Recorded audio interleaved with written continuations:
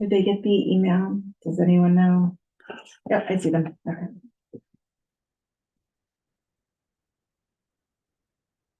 All right. Hi, Ryan. Hi, Steve.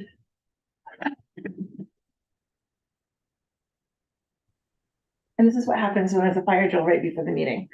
Just so everyone knows, I did not have time to set up properly.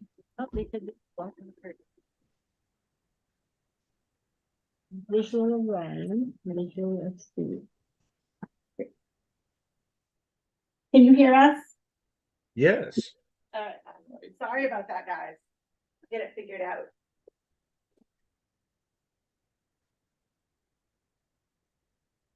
Okay, we just started on the roll call and that was about all. Do they have those being present? Like Chris? Yes. Yeah. We will add Chris, Ryan and Steve. I Yes. think Brian was trying to jump in as well, so. Yeah. Chris.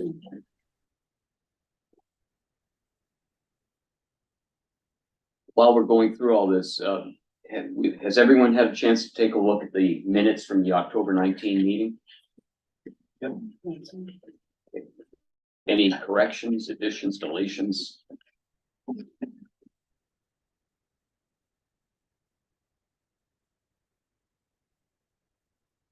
I don't know what I said, yeah. This week has been crazy. If there are no comments or changes, is there a motion to accept the minutes, draft minutes for October 19? Actually, can I, Oh, sure. there were just a couple of places, I think, on page 2, where Chris's name was spelled wrong. Oh. I don't have the name spelled with this, not okay. Chris was spelled wrong. Yeah, at least, I think there were a couple of instances. One is on page 2. Oh, yeah, you're right.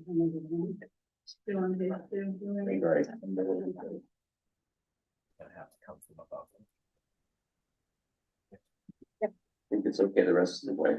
Yeah.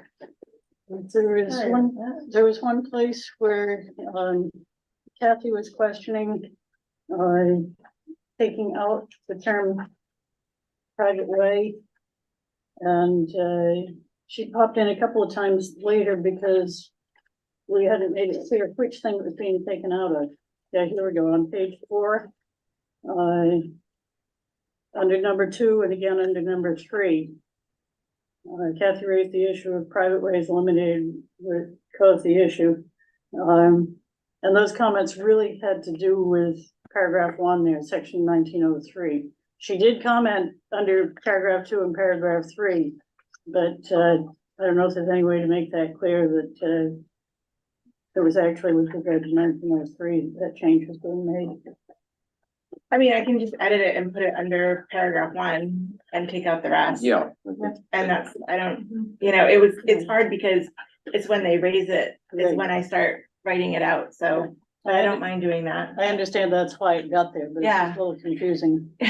I try to make it as distinct as possible, but sometimes I'm just. So Kathy's comments under 2 and 3 would go under 1 on Yes. page 4. Is that okay with you, Kathy? It is. With those changes, we approve the minutes as amended. Motion, let's do a roll call. Carla Black, Yes. Brian's not here, Peter. Yep. Rebecca Graham. James Yes. Katsikas, Chris McCabe, Yes. Roberta Manter, Yes. Yes. John Monk, Yes. Catherine, Yes. Ryan, Yes. Steve. Yes. And Brian's actually here. All right. Thank you for joining us, Brian. Updates and announcements. Heather, do you have anything? The only thing I have to update is that I have to submit a report to the Secretary of State, but that's pretty simple after our last meeting, the end of December. so after the 19th, but it's a pretty standard, simple form. I think that's the only thing outstanding for us to do. Just to explain, we've met and Yeah, it's just a list of their meetings and like how much money we've spent and things like that, which is zero. Other than my salary, you know. Online so- submission. So we're It's not within something- budget. Yeah, it's pretty easy. I don't think it's like a page or two. So I think that's the only thing that's left. we will rely upon your guidance to get that done. Thank you. Yeah, well, Any announcements that any commission member has to make today? Yeah, Jim. A couple meetings back, I said we were working on putting together a public plus private inventory. So that would be on a website. And we're 90+% there. So there's an example, you can each take one. Thank you. You'll be able to pull up any town A to Z. And this is just a tabular list of what we have in the system from each town, which is exactly what's showing in map viewer. So the front page will have state highways, and then it'll have state aids, but in this example, Randolph, there are no state aids. And then the bulk of it is town, I purposely labeled it town maintained year round instead of townways, because people think that's the legal status of the road. And then there's a disclaimer in there that basically says everything we have came from the town. And the list below it, which is the private inventory, that disclaimer says that stuff comes from the town through the 911 bureau. So what we did is we combined what we had in our system with what 911 has and pulled two systems together to print the public and the private. So it lists just the name of the road and the link, and that's all we have. So this doesn't include, well, the private one would be where someone lives. So that's why there's a 911 address or name on the road. Other than that, we know nothing else. So this can go live pretty soon. So there isn't a separate category of town maintained seasonally for. It will be, yes, so it's gonna be state highway, state aid, town maintained year round, town maintained winter only, town maintained summer only. Okay. And other, for instance, if you had Orono, you'd pick up all the UMO roads or state parks or campuses or things like that. And that would all be under the public stuff. And private is just what we pull from 911. The 911 is Department of Public Safety. DUC. I see you have one of my problem roads on here. Or part of it anyway. Under the town maintained roads, third one from the bottom on the second page, Birmingham Road. You maintain part of it, but that road used to be a through road. It isn't anymore. And the question is, what is the rest of it?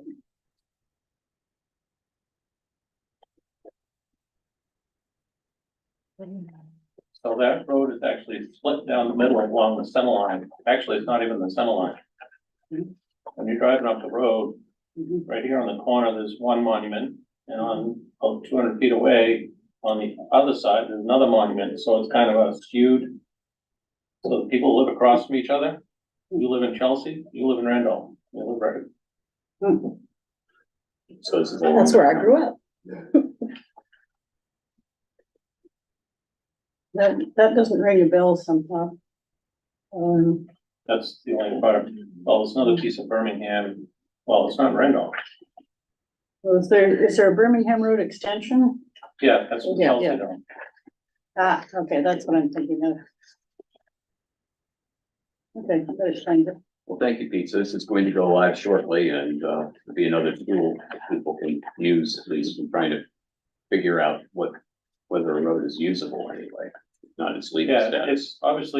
it doesn't include anything that doesn't have a street name on it. Which means probably no one lives on it. That does not include anything that's discontinued, abandoned, or any of that stuff at all. Right. No one keeps track of that stuff.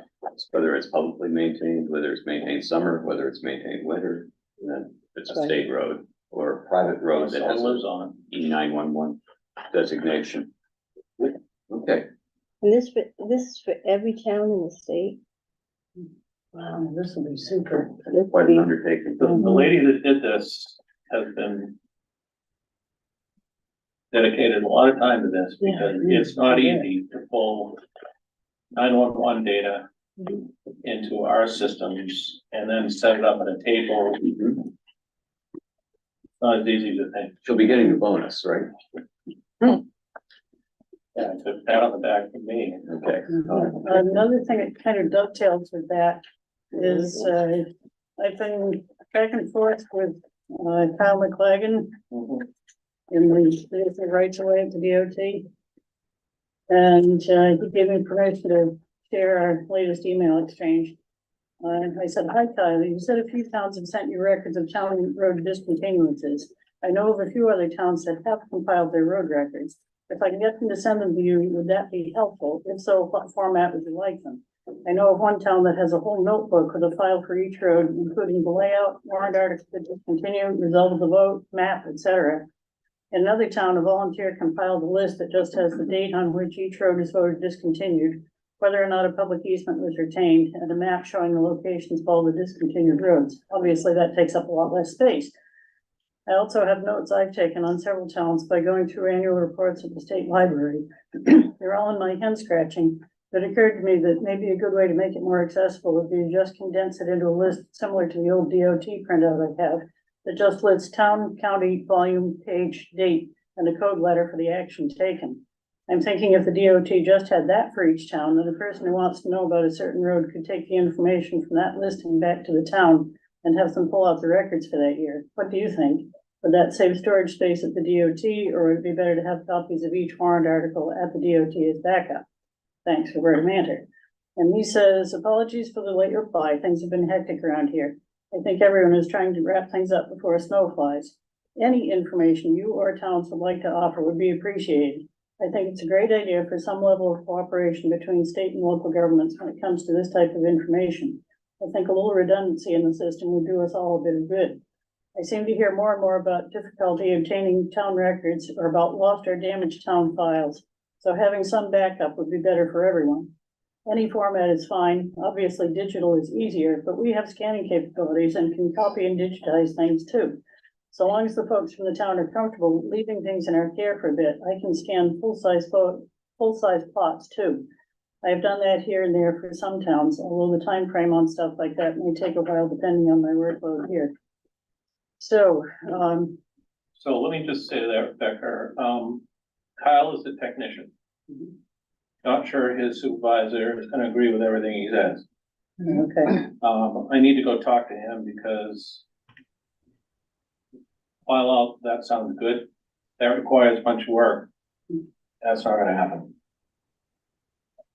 So, I mean, Kyle's a great guy. He just did some stuff for me this morning, but he's also just a technician there. And I'm not sure he's telling any of this to his bosses.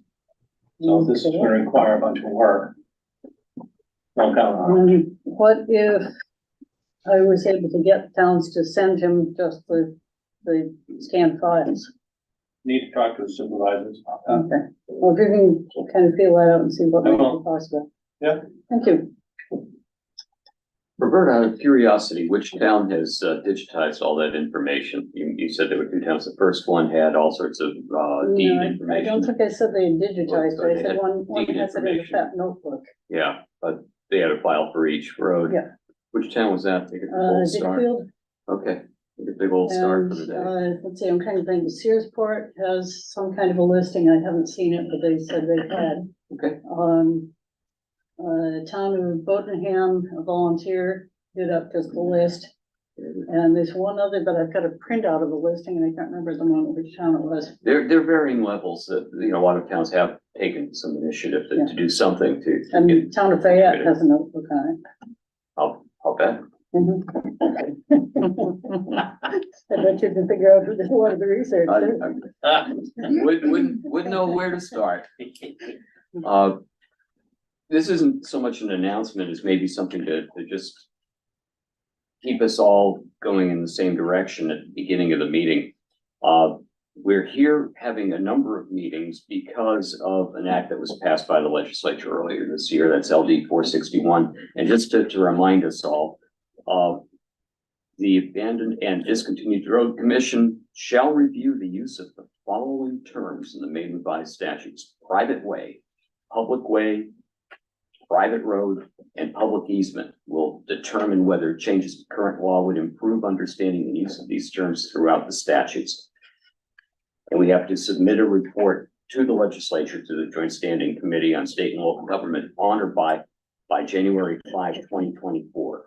So those are our marching orders. And I know we know them, but I just want to get it out there one more time because I think we have 2 more meetings scheduled to allow us to get to that destination. Heather, one of them is what, December 6th? December 6th and December 19th. Okay. And the December 6th one is at 9 AM. Oh, yeah, Sorry. It was the only time I could get the room. December 6th. December 6th at 9 AM. And then the next one is December 19th, and that will be downstairs. I'll send you out the agendas to look at. And the one on the 19th will It's be 1 to 5. 1 to 5. Mhm. I think it's it's the state and local room. Is that 214, 215, 214? And that one you said is gonna be public testimony. Yes. Yes. And my husband was pointing out that that's part of our charge too, is that we're to allow public testimony. We need to hear from the public. I haven't read it through recently enough to remember whether that means at every meeting or whether it just means we have to provide at some point. I think provide at some point would be, On December. not at every meeting. We just wouldn't get our work done and people wouldn't, we need to have some people to respond to. So the concept is that at the December 6th meeting, we'd be agreeing on a rough draft that then could be presented for the public to respond to December 19th. So if that's what we're doing, we need to get our arms around this material and try to get it to the point of having a draft for our December 6th meeting to look at, pick apart, make changes to, and have ready for the public to look at. So Heather is working with me to try to get an outline together of what that report looks like. Heather's getting the construct together, and then we have to supply the content. What we can do is we've been running memos of the terms committee and of the initiatives committee, the priorities committee. We have running memos of that. It would be nice to be able to distill those and figure out which ones we're going with. And we can use those for the text and for the changes. Because we have to not only propose the changes in the law, but also they would like us to submit recommended legislation. That's always a treat. So what I did with the latest terms committee memo, you have the running memo of what we think, some of the issues are and maybe some of the consensus that's developing on what those terms mean and what changes should be made. There's also draft legislation with that. I'm sure that the Office of Policy and Legal Analysis will have a field day getting that in better shape, but it's at least a start to get everyone thinking about the issue. So we have that, and I know Roberta's put together the priorities memo, and we also have some Title 12 recommendations from the ad hoc committee. And so should we start with the terms, since that's the charge of the legislature?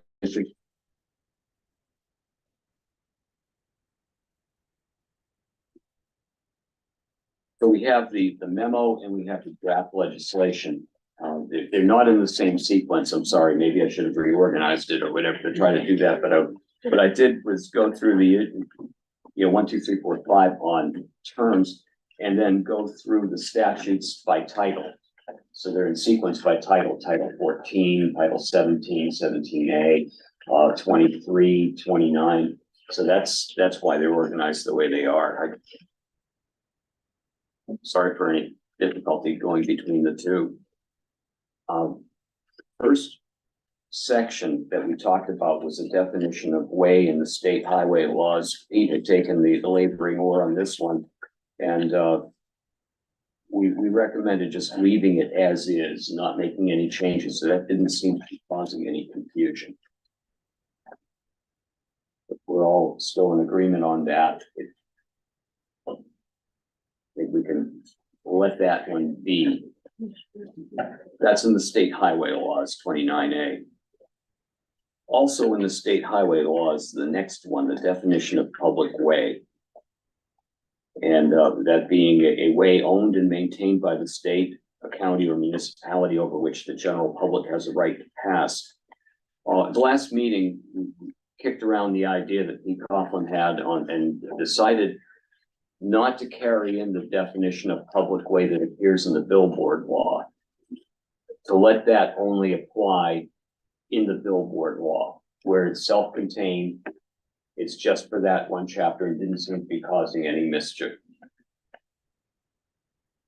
And then there are separate definitions of public way in titles 25 and 34A and B, referring to state-owned property.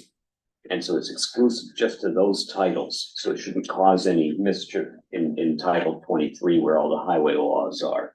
So we thought that those might be better left alone. So that public way as a term doesn't seem to be causing a lot of mischief and confusion in state laws. Where it's separately defined, it is limited to just sections. And otherwise there's a uniform definition that reasonable people seem to be able to agree on. So I think we're okay through there. I think where we start needing to have some discussion is with the terms public easement, private way, and private road. And since it's next, let's wade into the water and go with public easement, which is a whole lot of fun. And there are really two statutory provisions that talk about public easements. 3020, they're both in Title 23, so they're both in the state highway law, and they're one right after the other.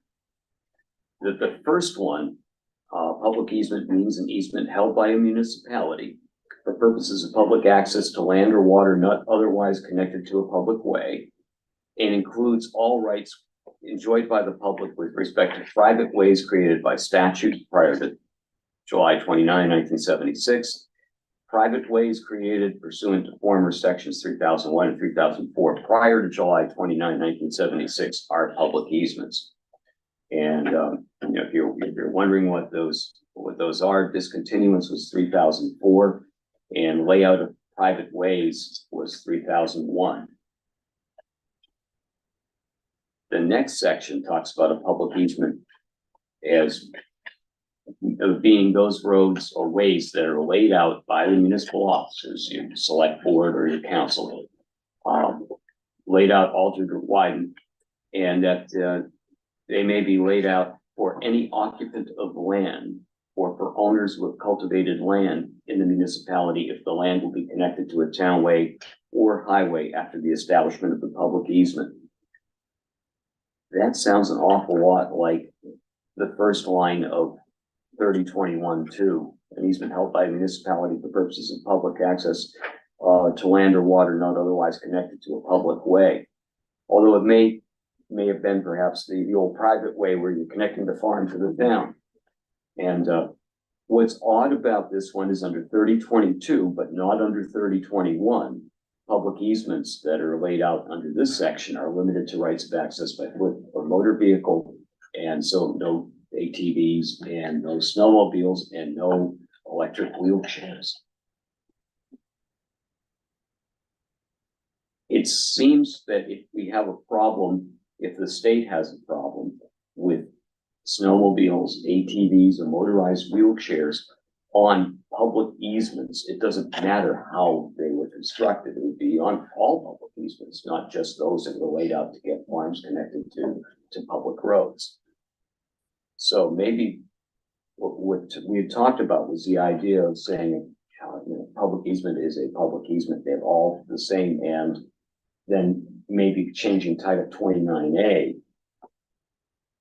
or dealing with this another way. And I think Carla had made the suggestion that in her letter that we simply, for all public easements, just say no snowmobiles, no ATVs, and make this universal, so that it doesn't just apply to this weird class of public easements.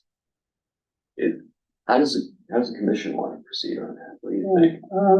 One definition of public easement with all of those excluded? I think we can have one definition with all of those excluded, subject to a couple of things. One is that I don't think you want to combine all of 3022 with 3021, because 3021 is a definition and 3022 is the process for establishing, or at least one of the processes for establishing a public easement. It doesn't go into public easements that are the result of the abandonment or discontinuance of the road. And those are some of the most problematic ones. As far as prohibiting ATVs and snowmobiles on all of these roads, I think we're gonna get a lot of pushback on that from the ATV and snowmobile clubs. And my suggestion would be, first of all, snowmobiles don't cause near as much damage to the road itself as ATVs because they're running on top of the snow, they're not on the dirt. So I almost would like to separate ATVs from snowmobiles. And I don't really see much use of electric wheelchairs on most of these roads, because unless you've got an all-terrain electric wheelchair, It's you not have a happening. tough time on most of them. But then, the other thought I had is that, as far as ATVs go, could we make them, the same as private land, where you have to have landowner permission? Because we have had a lot of questions where, you know, I have an ATV myself, I live on a discontinued road, does this mean I can't get to my property on an ATV? Can I use just a piece of road in front of my property? Or can I use the whole road to get to my property because I'm a landowner? And if you just say no ATVs, that counts out both of those. And that's why I think you're gonna get a lot of pushback. I think Brian can probably talk to this a little bit more too if he wants to, but I think what's going on right now is the interpretation from the towns is that if they maintain a public easement, they're considered a landowner for all intents and purposes and are giving permission for ATVs to run across it. And that's what we're running into like on a daily basis right now is we're getting calls from landowners that own an acre of land on a public easement on a discontinued road, and the town is allowing them to use it as an ATV and snowmobile trail, which that's the interpretation that they have about it. So, I mean, I guess that's the question as to where we go from here. Are they a landowner? Is the town a landowner because they have a public easement? And does that give them the right to give permission to have an ATV trail or snowmobile trail across it? Well, thank you for. That is how we're working. This is Brian. I don't know if you can hear me, but we've Okay. been working that way right along, and we've been funding grants on those roads. Yeah. Under the pretense that they have permission because the town had the ability to give them permission.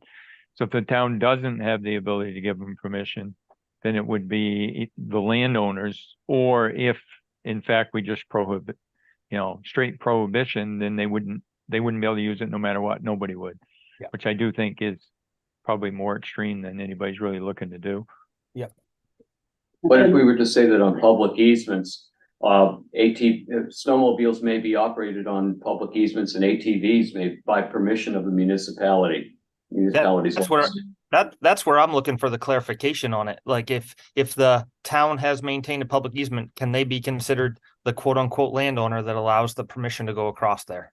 Well, whether they maintain it or not, there's a public right of access that's administered by the municipality. Yeah, I think one thing I want to be careful about here, Chris, is when you say if they maintain a public easement, I think what you're meaning by maintain is if they hold a public Yes. easement.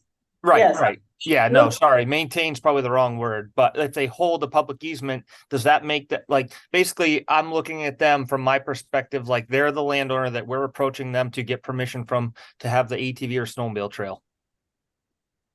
And I would say that the landowner is the owner of the land under the road, and the easement goes over the top of that land, but the easement doesn't grant ownership of that land.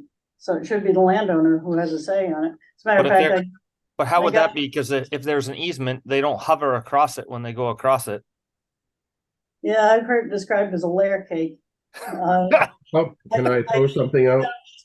I got a Uh, Facebook message what- just this morning from somebody who's having problems because the town selectman declared it to be an ATV and snowmobile trail, and it goes right past their house within a few yards of their front door.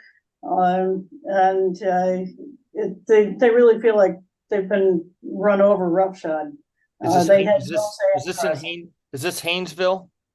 No, that's another one. That's the one that I'm dealing with right now. Yeah, no, this one is in Jackson. And it's not the only one that I've heard complaints from. There's another one in Chelsea, I think. What are the complaints? What are the complaints you're hearing from them? That the selectmen voted it to be an ATV trail and didn't consult the landowners, and the landowners don't want it to be an ATV trail. Bowen Hill Road and Liberty years back was another one. The ATVs ruined access to somebody's year-round residence, and the town said, no, it's an ATV access route. Ryan, did you have something you wanted to say? Because your hand's raised. Yeah, I think a lot of it too goes back to how the easement was procured by the municipality. I've mentioned that before, that, you know, not all public easements are created the same. And so if it was a town road and the town went through the formal discontinuation process and retained the public easement, that's one type of public easement. But if it was a private road and the town secured a public easement from the private landowner, there should be a deed of easement there that spells out what the town can and can't do, you know, putting in public infrastructure and or allowing trail access. So I have a hard time putting all public easements in the same basket, I guess. Yeah, I agree with you there. Particularly, I think that public easements that were the result of a discontinuance of a road, and the discontinuance was way, way back. I don't think what was intended by a private way was what we now know as a public easement. I think at the time it was just an effort to retain access for the property owners when the public stopped maintaining the road. And so they put in this term private way because there was something in the law that said you could lay out a private way. But the process for laying out a private way was very specific, and that's not what they did. In order to lay out a private way back on the early 1800s, you had to have a request from a landowner, and it had to be the owner of improved land. It had to be land that was not yet connected to the public road system. The road had to connect it to the public road system. And if any one of these things was missing, they could not lay out a private way. And yet then they decide that, well, when we discontinue the road, we'll just call it a private way. And it didn't work well for the people that are on them. And now we're saying, well, because these were laid out as private ways back then, they are now public easements, and they're now subject to use by 80 to 100,000 pound log trucks and ATVs and four-wheel drives, which weren't around back when they did it in the late 1800s, early 1900s. So I think you're correct that there are different types of public easements, and we need to distinguish between them, and the rights on them may be different. I like to go with saying, similar to what Roberta said, that I would like to see ATV and snowmobile kind of segregated. ATV rules do have quite a bit more stringent rules than sleds do, and the environmental impact obviously is much less.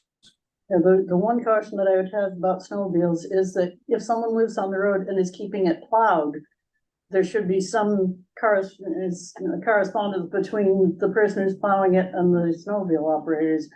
Maybe just put a speed limit on the snowmobiles. Or have an agreement between them that, do not use it when I'm plowing the road, or, let me know if you're gonna be using it when I'm plowing the road, or, some kind of communications between I them. read through your thing on that and thought deeply about where we have situations like that, and it definitely would be a two-way street. The club is primarily responsible for putting stop signs, caution signs, yield signs, what have you. I think in this instance, it would be cool if whoever's plowing the road to possibly put privately plowed road, be it a discontinued, abandoned, or town, whatever the access may be. But if a snowmobiler was to see that, a plow can be just like the groomer can be. And I think if both people were in agreement, that might help that situation. Yeah, it's really a safety issue. My husband had a situation where he was coming over the top of a blind hill, plowing snow with the snow blowing up, billowing in front of him. And there was a snowmobile coming bombing up the road, and it wasn't even a snowmobile trail. But the snowmobile was coming bombing up the road, and they met just at the point where they could see each other. Fortunately, nobody was seriously hurt. It broke the windshield on the snowmobile, and that was the only damage. But it could have been a whole lot worse. Our position, as you pointed out, is that we think that all public easements should be limited to foot traffic and motor vehicle access, and that access after that falls to the landowner. Landowner have to grant permission for ATVs. Okay. Let's break all that apart or try to parse all that out. What's bizarre or difficult about this is under 3021, we have a definition of what is a public easement. And then under 3022, we have a process for how municipal officers, select boards and councils can lay out a public easement, but then it's a different type of public easement than what's contained in the definition. So there's a disconnect the way the law is set up right now. I believe that's what's in 3022 is the old private way that Roberta had spoken of, the one that goes back to Massachusetts law, which is, you can lay out a public easement for any occupant of land or for owners who have cultivated land in the municipality that's going to be connected to a town way. I think that's the old connect the farm to the town kind of public way, public easement. I think that was a private way. Is similar to, or it's the same thing as a private way created prior to July 29, 1976. So that's why I would like to try to roll in all of these as public easements and just leave 3022 as this is how you do it. This is how you create a public easement. Well, that's one of the ways you create a public easement. That's, if you're going to create one from whole cloth, this is how you do it. Otherwise, a public easement is the leftover after the abandonment and discontinuance. One other critical difference there is that the ones that are laid out for the landowner are invariably dead ends because they were to be laid out to a property that was not yet connected to the public road system. That's not saying to it and past it and out to the next road. It's just one way in from a road. And where you have a public easement on a discontinued road, almost all of them are through roads or were through roads at one time and probably still are for the purposes of ATVs and snowmobiles, but possibly not for a car. But the problem is there that you have through traffic and you don't run into that on the ones that were laid out for the owner and occupant. Right, but why should that result in two different classes? Because in either instance, there's a public easement of passage that's retained by the municipality. But how many people are going to have a reason to go into a dead end that goes to one person's farm? Unless they have business with that farm. Well, the problem is over time, lots have been divvied up, have been divided from that. And so it no longer is just one farm. It's one farm here, but there are many other properties now along that way. But still, the people who use it are going to be people who are going to visit those properties. They're not going to be people who say, oh, here's a shortcut we can take across town. They have no stake in the road. They don't care what the road looks like after they've gone through because they don't really need to use it. They can go around if they want. They just want to take it as a shortcut. And they're the ones who do a lot of the damage because they're not contributing anything to the maintenance of the road. The people who live there probably are, but the ones who don't live there just go through and leave. And lots of times you don't even know who it was. So if they damage it, there's no way to track them down and get them to come back and repair it. Okay, so I understand. So what you're proposing then is those that are leftovers of abandonment and discontinuance and are throughways should instead become a different class of road. Yes, they're the biggest problems. And so what would, okay, so let's, you have to do that. If you were going to do that, how would you do that? Prospectively, retroactively? So here's the problem with That- retroactively. Yeah, Rumford is a town that has many of these roads that intentionally connect to the IT. The people who own along those roads want them to stay that way. And they use and are accessible only in the off seasons. They like it that way. They don't want cars coming down there. But it's a public easement over those roads so that they can continue to access them. So if you change those easements and say that they can no longer use their ATVs to get to their camps, then you've cut them off. So this is part of the problem. They're not all the same thing. Exactly. but, okay, but just to be clear, what Roberta is suggesting, correct me if I got it wrong, those public easements, the public has a right to pass, the town has the right but not the obligation to maintain if town meeting appropriates money. Those public easements that result from abandoning a road by statute or discontinuing it would be considered, what would you call that class of road? Because they're a through road, you would call them, there's some intermediate class of road between a town way and a public easement. Right? That's what you're Well, proposing. between the townway and the old private ways, you mean, Yeah, the dead end. Right. Yeah, there should be some other classification. It almost sounds like from what Rebecca's saying, that there need to be two classifications in between. There need to be the ones that really are needed as motor vehicular roads and the ones that need to be kept as trails. And this is one of the things where we said before that when a town keeps a public easement on a road, they should specify what that's for and then maintain it for that purpose. So if it's being kept just for an ATV and snowmobile trail, have the ATV clubs or, Brian Bronson's funding there that he was talking about, use that to maintain it as an ATV trail. But if it's going to be a residential road, then let it go back to the landowners, let them have a road association and keep the public off of it because the public isn't contributing to the maintenance. There are hundreds and probably perhaps thousands of roads in this state that are discontinued and abandoned and result in public easements or have resulted in Over public. 3,000 county Thank you. ways that have been discontinued, and that's only the county ways that were Right. discontinued before 1976. So those are the roads leading from town to town. Mhm. And so that doesn't take into account what a town might have discontinued formally, Mhm. what might have been abandoned by passage of time. And it doesn't count what was laid out as a recreational private way or public easement to get to it, to a resource.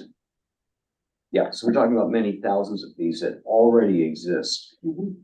So if you take those roads that were discontinued or abandoned and result in public easements, and we say that they're a limited access road, who's, would you do that prospectively, and who would be responsible for the limited access roads? I think that's the term you've used.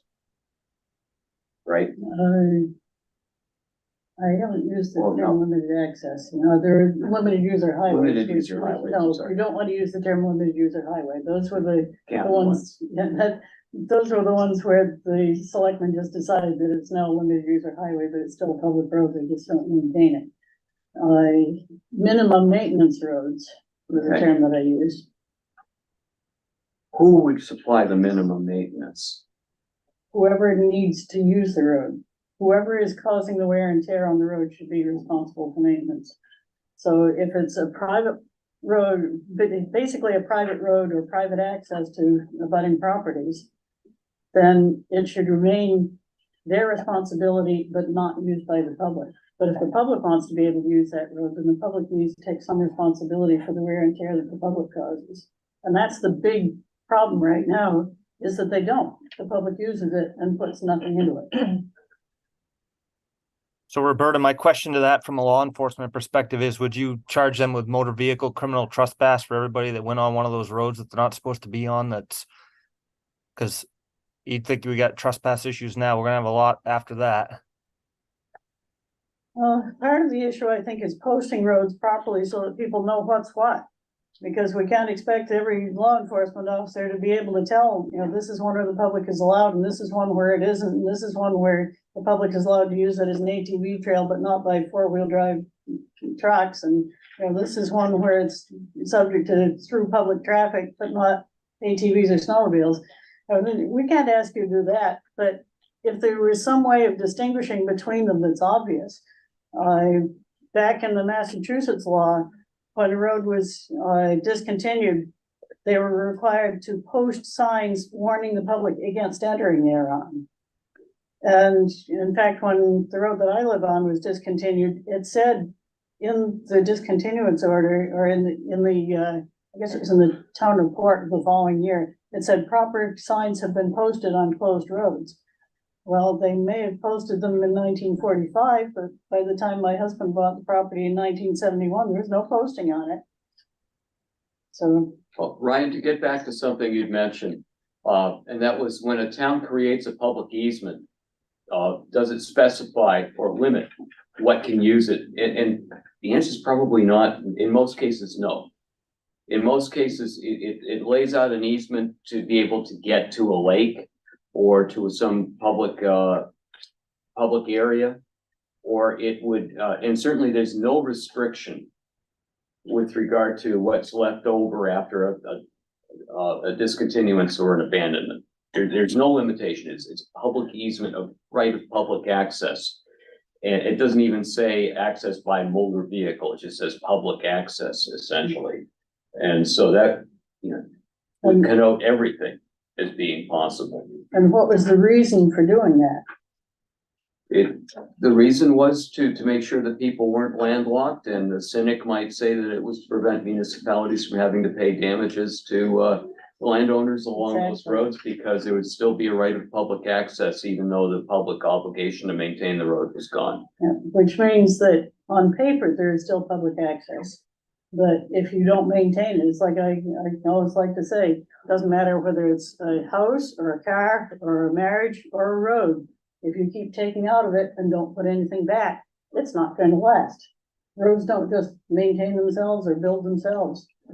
And I can show you pictures. I can send pictures to Heather to share with everybody. Cases where one landowner had gone to a lot of expense and effort fixing a road to get to their property. And as soon as it becomes passable, the public says, oh, look, we can use that road now. And they do. And if it happens to have a steep hill on it and somebody goes through and crushes the culverts and puts ruts down the middle of it during mud season, the water can't get off the road. It goes straight down the road, washes it out. And I've got pictures of my husband standing with 1 foot in the washout and 1 foot up on the road. And there's a 2 foot difference between the two. And it's just from erosion. It's not that anybody dug the road out. It's just because they used it and didn't maintain it. And that changes the water runoff, and the water runoff takes the road out with it. Well, it's awfully hard to go back and change what the law has been for all of the public easements that have resulted from discontinuances and abandonment through now. That's happened hundreds and thousands of times. So what can we do going forward? What do we recommend going forward? If anything, you're talking about, essentially, it sounds like a change in discontinuance and abandonment law. That would be a part of it, at least. One thing that I've toyed with is having a separate classification for roads that were discontinued a long time ago. And this is where it gets sticky, because how do you do something without it being retroactive or retrospective law? But in cases where a road was discontinued and the landowners continued to use it for access, if it was discontinued without easement, you should at some point be able to say, well, those landowners who have used it for access all this time have established a right by prescription. But the problem with that is that if they kept an easement at the time when they discontinued it, then they will say, well, their use wasn't adverse because they were using it as a public easement. So they can't ever obtain a prescriptive right over that road. Well, I don't think the problem is discontinuance where no public easement is reserved, because in those cases, it's clear they can form road associations. No, it isn't, because it all becomes a patchwork of little pieces of private road to the center line. Or private Well, property okay, to the if- center line, there is no road. Because they may not have a right to use Right. that. Okay, all right, I get that point. What do other commission members think? Becca? I mean, this falls most definitely. on We're in this municipalities. situation because of every single time the legislature has weighed into this. So what we're saying is create another level and which makes everything more confusing and weighing into it yet again. So we're creating another demarcation within that. I think there's two things here. The public easement is owned by the public. And it has primacy as that layer cake over that road. All of Maine's roads are largely owned to the center by the abutting owners, even the ones that are maintained. They're all public easements. The difference is that maintenance piece.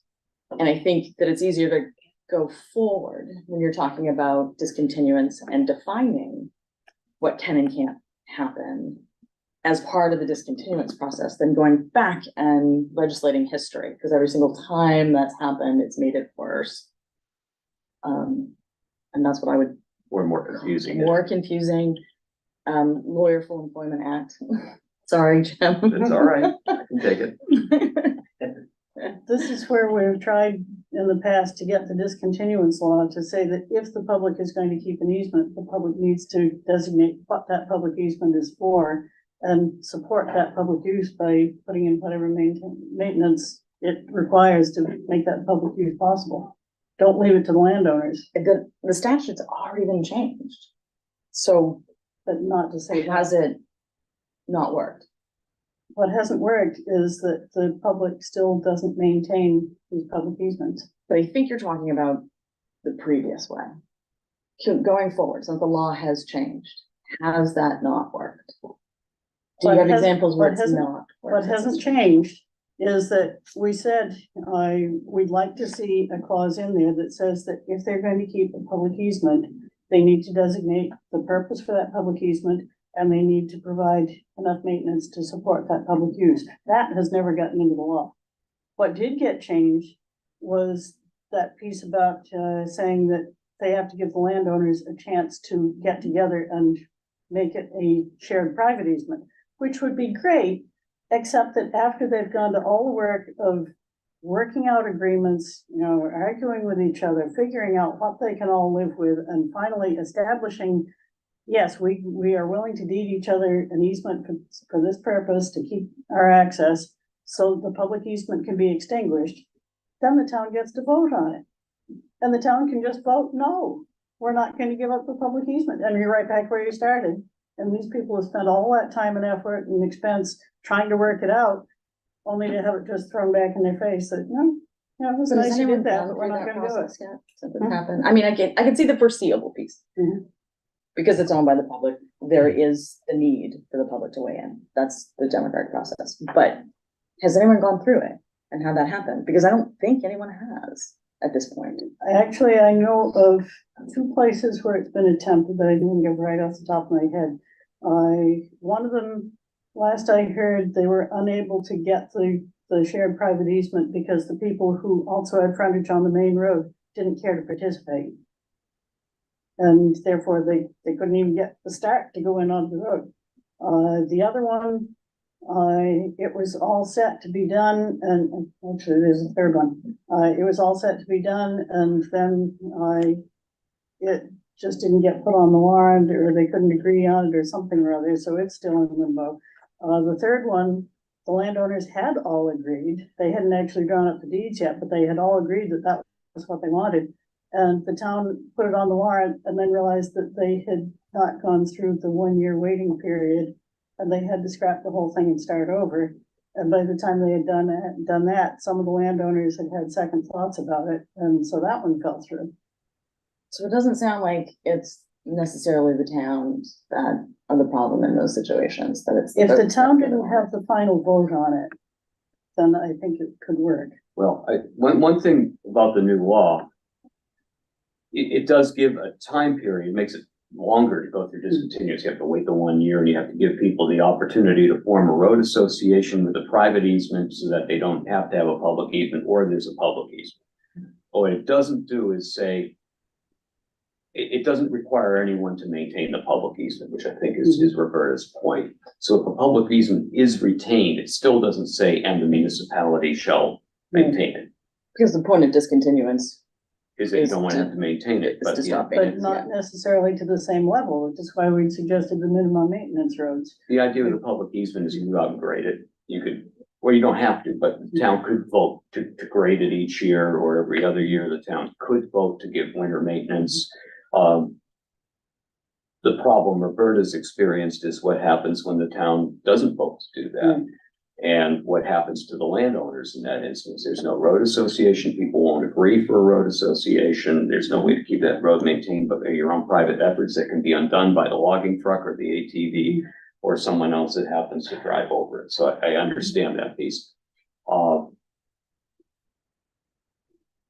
to put words in your mouth, but it's sort of a towns can't have their cake and eat it too. They can't discontinue it and get out of the obligation of maintaining the road. And by retaining a public easement, not pay damages, but then not do anything. Is that? Yep, that sums it up pretty well. That's your position. I get a quick point, if you don't mind. I'm sure you have, but what about, just like it said at the end of section 22, where you just allowed ATVs and snow sleds unless otherwise marked, and you could maybe put a caveat in there that the ATV or snow sled would have to be, a route would have to be approved by the town and approved by and maintained by a club, and not, you know, a club in good standing or something like that. But I guess be for Chris and other enforcement people, if that would, what that would do. But basically in northern Maine here, I mean, roads that old discontinued roads and stuff, I'm like, to me, if you automatically shut them down to ATV snow sled, it would be a negative. Yeah. So that all motor vehicles and excuse me, it's okay, snowmobiles and ATVs would be permitted on all public easements unless otherwise prohibited by the municipal officers, the select board or the council. But that doesn't give the landowners any say in it. Well, I think the problem is the way that the ATV trail can be established by the municipality doesn't have a public process in it because it leaves that exclusively to the municipal officers. It doesn't say the legislative body. So there can't be that public engagement piece. Well, you could say to my municipal officers after notice and hearing. Well, and those are suggestions that we put in to change Shell 12 to make that a more transparent process, but also provide that limited liability scope on those easements to make it more explicit that the public engagement piece, the public weigh-in piece happens, because right now, the way the statute's written, it doesn't, it can't. You know, the town of Hartford is running into that right now. They just, they had provisionally opened some roads to use by ATVs as ATV connectors to see how it worked. And then when it came to an actual vote to see if they were going to extend that, there were rampant complaints from people saying, you know, I don't get a say in this, why not? And this should go to a town vote. And what the selectman said was, we're reading the law, and the law says it's up to us, and the law says we don't have to have a town vote. The other concern is where, actually two other concerns. One is where the selectmen are members of the ATV club. Should they be allowed to do that? Because there's a lot in court cases that says that judicial decisions have to be made by disinterested parties. Okay, it's two different things there, but one thing to think about, you could have this go to the town meeting, but it's the municipal officers, select board and councils that get to put in traffic regulations for municipalities. So parking, for example, no parking zones, general traffic signage, whatever is done at the municipal level by the select board. So wouldn't ATV and snowmobile access be like the kind of traffic regulation you do for motor vehicles that already is within their purview. Can Uh, I, Go can ahead. this is Brian again. I think part of the confusion, at least I'm definitely confused at it. The section of law that we're talking about that only gives the select board the authorization is access routes. And that access route law was put in the books, on the books, in order to open maintained roads for travel. And I don't disagree with you. Potentially there ought to be a public process on that.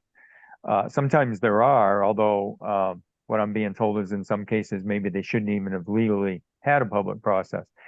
But that is, the access route issue is a completely separate type of thing than using these discontinued town roads.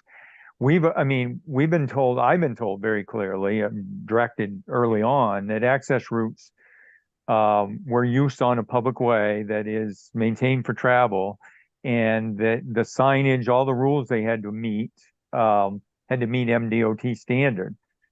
We can't use regular ATV or snowmobile signs on them. We can't insure it in any way because they're covered under, towns covered under tort claim.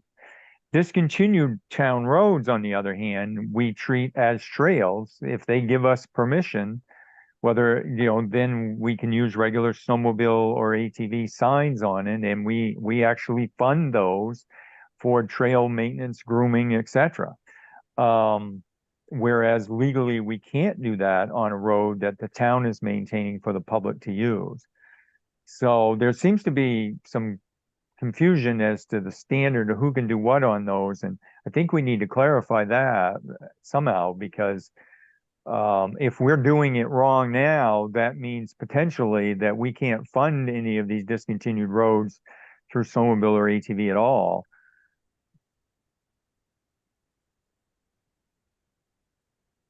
Yeah, that's a good point, that there's a distinction between the two, but I don't think all towns recognize that distinction. Because I know of places where towns have just said all our roads are ATV access routes, and they're including discontinued roads in with the public roads. Well, section 6D of that statute gives them that authority. An ATV may be operated in a public way that is not maintained or used for operation of a conventional motor vehicle, except that operation is onto the left side of the way and prohibited during the hours from sunrise or sunset to sunrise. Right, So but that law was on the books long before the access route law. Right, That was on the books right from back in 1983. 2003, it looks like it was updated. It was updated, right, but But it was there before. Just want to make a point about the default, whether they're all allowed or all disallowed. And to me, the damage from disallowing them all, the potential damage to those residents that end up getting cut off from their own access because they use the ATV and I know people like that. To me, that damage is greater than the road damage issue. The road damage is certainly an issue, but I think especially if you had good partnership with clubs, that could, hopefully be self-remediating. So thank you. This restriction in 3022, to be clear, only applies to public easements that exist because someone goes and says, my cultivated land, my cropland, my farmland needs to be connected to the townway, giving you this, and it can be laid out, and that is the public easement that is limited in terms of snowmobiles, ATVs, and electric wheelchairs. The other public easements that are left over from discontinuance and abandonment, you can operate ATVs on and snowmobiles. But that means that you get the conflict between the landowners. Right, who gets to say they can be used if there's permission involved? And so the landowners or the party who controls public access. Well, since the snowmobiles and the ATVs are there because of the public access right, wouldn't it be the municipality that would say yes or no? Rather than the private landowners? Only if they're willing to maintain it. Well, that's not what the law says right now. Which is the problem. That may be what you'd like it to say. If they're actually out there doing the maintenance of the public easement they've retained, then they got the control. Otherwise, it's the private landowners. But the public easement right is the municipalities, not the private landowners. But do they have the right to deprive the landowners of access by chewing up the road? Just to give you an example, on our road this fall, we bought three loads of gravel. One of the neighbors bought, I think, two loads of gravel, and three other landowners each contributed one load of gravel. And most of that went into one short section of road where there's a hill that was washing out. And then there's another half-mile road beyond that didn't have anything put on at all. There were a couple of spots where it might have filled in a pothole or a bad spot, but right in front of our mailbox, some of it went there. Up the hill from us, a little bit went there, but most of it went on that one section. And now we've got hunting season, and we've had a lot of rain, and they're chewing up the sections of the road that we didn't do. And who's paying for that? Why should the landowners have to pay for that? My husband contributed all the labor for free. And why should we have to do this so the public can come in and chew the road up? So we're saying no hunting for discontinued ways that are not maintained by the municipality? You're welcome to come in and hunt on foot. It's the people that we call heater hunters, who drive up and down the road looking for deer, and of course their vehicle is scaring them off, so they never find any. But that's what a lot of them do, and that's what chews up the road. If somebody walked in and got a deer, my husband would take his tractor out and pull it out of the woods for them if need be. But the people that are just driving up and down the road looking, chew up the road. And With a pickup truck also? what's that? Do they do that with a pickup truck also, or just ATVs? Four-wheel drive pickup trucks mostly. Yeah, that's to me, that's pickup trucks are far worse than ATVs. If you look at the, surface to weight ratio of their tires, I mean, yeah. Okay, to move this forward, because we've got to, is there a problem? Do we agree with the problems are, and what do we want to recommend to the legislature? Right now, we have two different types of public easements, and one of them bars snowmobiles and ATVs, the other doesn't. God help you if you're a law enforcement officer out there and you're called and told that snowmobile or ATV can't operate here. And you've got to think about, how is this public easement created? It happens every day, Jim. Yeah, yeah, I mean, I have no idea where you would have to do your own independent legal research at that point to figure out how that was created, under what authority and when. So now we got to get that added to the DOT website so they can look it up on the map viewer. Right, so all of you will have laptops for Maine revised statutes for the DOT map viewer, and you'll be all clearly there's confusion, right? Because, was this a public easement that was laid out to connect a farm to a public road? Great, you can't be here with your snowmobile.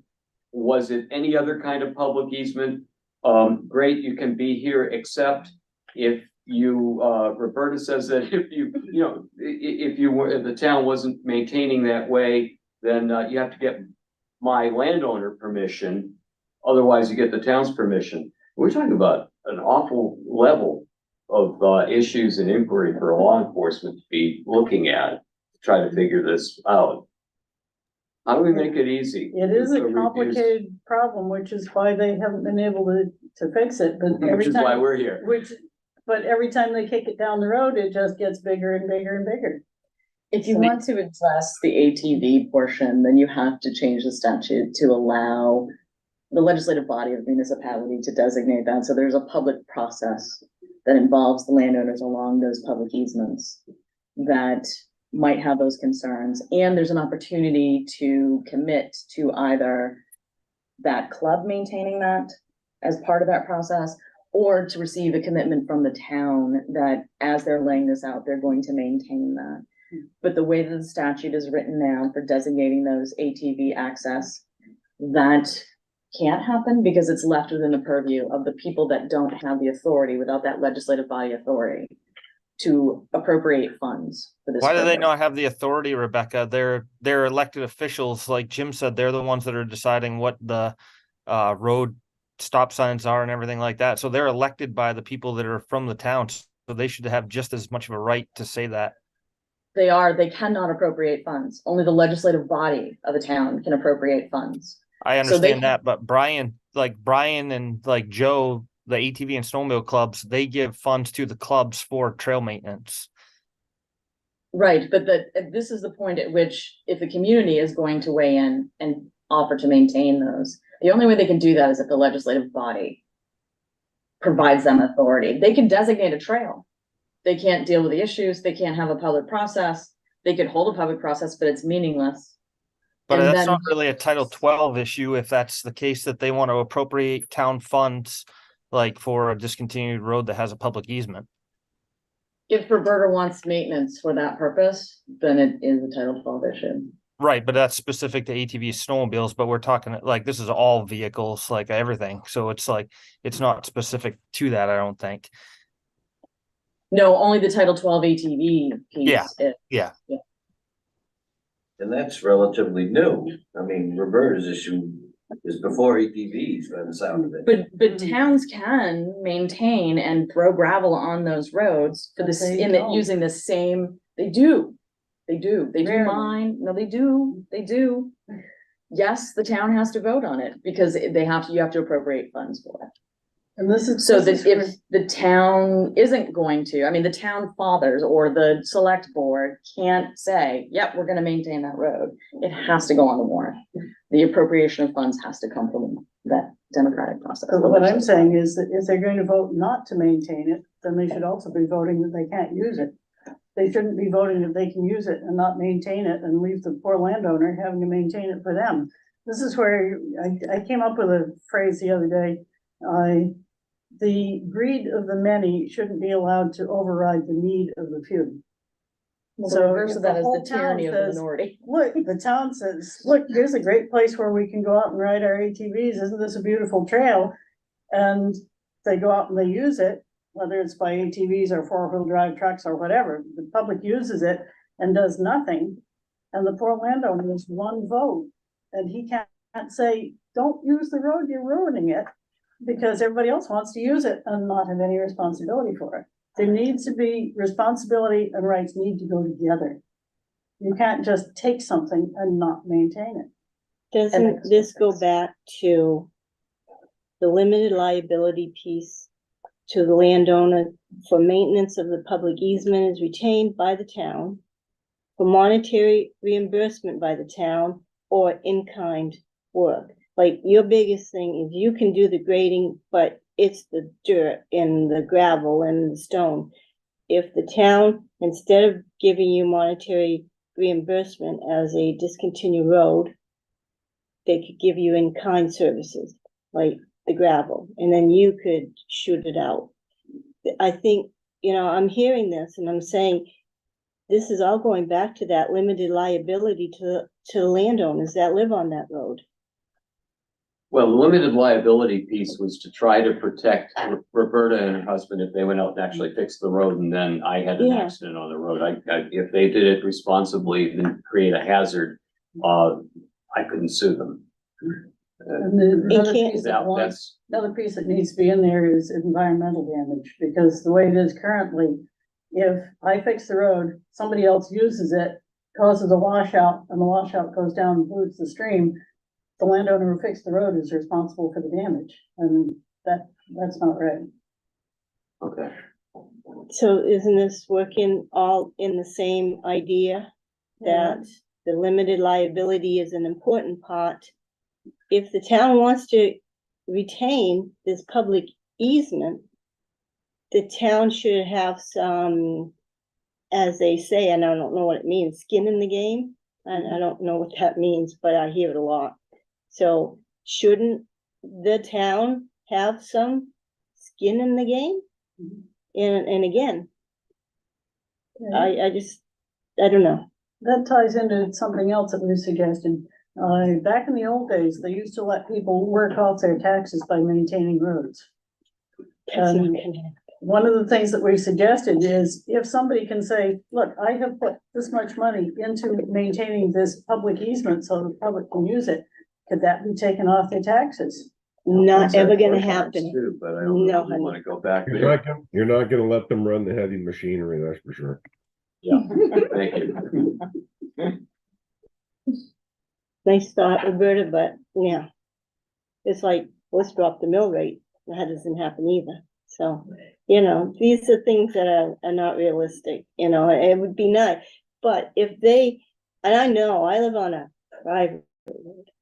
And I know every other year, we're graveling it, we're putting in new stuff. We come up with it, we hire someone and we do it. But if it's a public easement, the town has some liability in it. Well, If actually, people are living on it, no, to me, no, this is Okay. my opinion, yeah, Okay. sorry. This is my opinion, the town has this, I keep going to that same old saying, I don't even care about that saying Rights and anymore. responsibilities. Rights and responsibility, no skin in the game, rights and They have a- responsibility. They have a vested interest. Yes, there we go, I like that one too. Pete, And I it's think you true. have a figure for how much gravel, gravel road loses per year. Oh, God. Yeah, I mean, it varies all over the place, but you could, on Yeah. average, say normal traffic, if it slows an inch off every year. Yeah, that's, I don't have the numbers right here, but you can easily figure out how many yards you've lost in a year.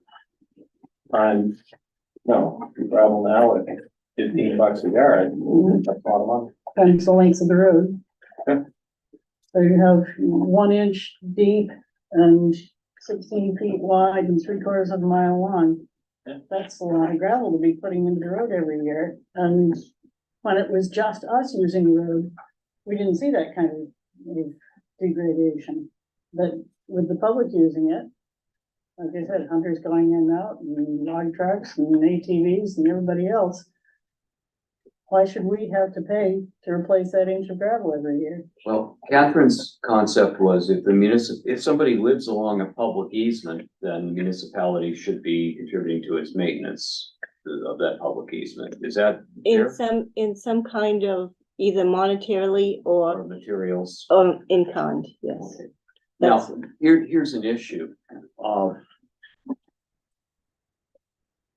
These abandoned roads where there's a public easement, they may not be maintained by the town right now. It may just be a logging road, for example. And for that reason, the land's pretty cheap.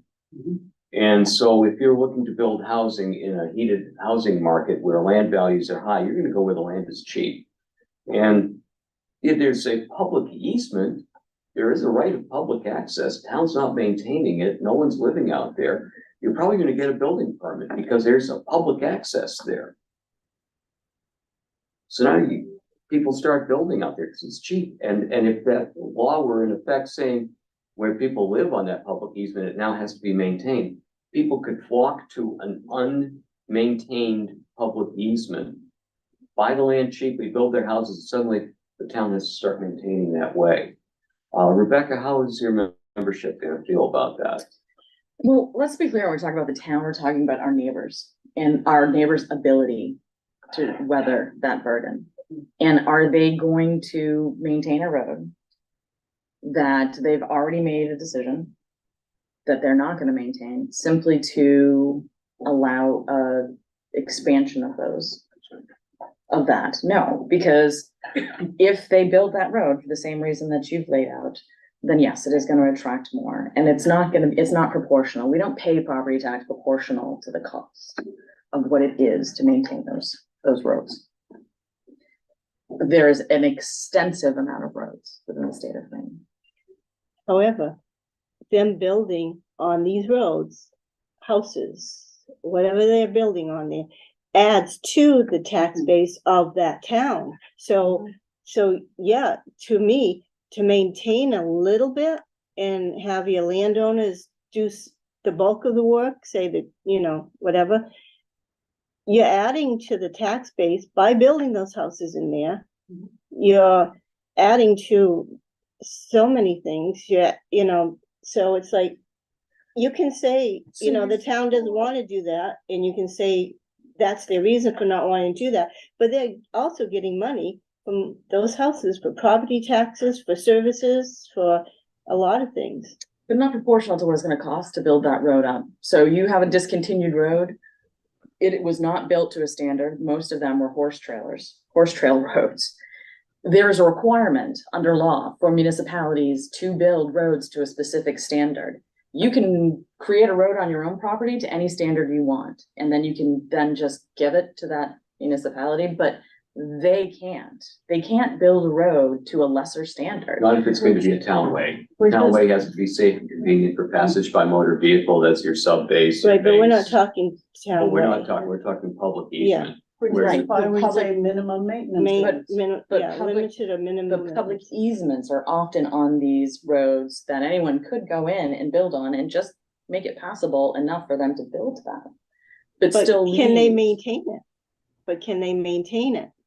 Not the driveway and then, but the road to get to their house, can they maintain it? They can legally? maintain that road. If the public isn't, they can do that. Did you mean, can the town maintain it or? does Can the people- property owner Oh, okay. maintain it? Yes. Yeah. No, If it's a public easement, the town could vote to maintain it to some level, not to a townway level, because that's why they discontinued it in the first place. They didn't want that obligation anymore, because it didn't need it. No one was living there, or it's only a logging road, or it's only for recreation. It's just a public easement now. The butters can maintain it themselves. That's Roberta's situation. She's on a discontinued Right. townway and can maintain it, but the public has a right to but use it. that's the problem. That's the problem. The public will use it. The public will use it. I mean, I would use it, but as an ATV or a snowmobile place, do you help with, if you're gonna use it as an ATV trail, do you help with that maintenance? In our situations, we will bring it to our standard, but we wouldn't bring it to Roberta's, if that makes sense. But Roberta, bringing it to their standard would help, kinda help toward your standard. This is where we say minimum maintenance roads, Yeah. designate what it's for and maintain it for that. So, if a town wants to say that this piece of the discontinued road is gonna be an ATV trail, fine, if the ATV trail is gonna be maintained by the ATV club or whatever, but then maybe this piece of road is residential road, maybe the ATV trail goes off to one side and they don't even use that, but that part gets used by motor vehicles. See, the problem though, that usually comes up is bridges. And we can maintain for snowmobile or ATV, add some gravel, maybe even some grading, whatever. But like we're running into this right now. We've got people who live in these areas and they don't want that as an ATV or snowmobile bridge. They want it as a truck bridge. And they want to be able to take, concrete across or whatever. And so they want us to pay to now upgrade this bridge, which was never designed to handle 120,000 pounds. And now they want us to pay to do that, or quote unquote, ATVs can't use it anymore. That's where we're running into. We're more than willing to pay our fair share, but that becomes a problem. And same for snowmobiles, I mean, what they need even for a snowmobile groomer is not the same as what you need to be able to take that kind of stuff across, or for that matter, fire trucks or whatever. So if everybody works together, then great. But typically what happens is half the people don't want to do anything. And then they try to get us to do all the difference. And that's where we're all getting hogged up. Okay, that is exactly the problem that we have, except that what we're doing is we want to maintain it not as an ATV trail, but as an access to our house. And the public comes along and says, oh, but we want it for a vehicular road for all the public to use anytime they please, and we want you to maintain it for that.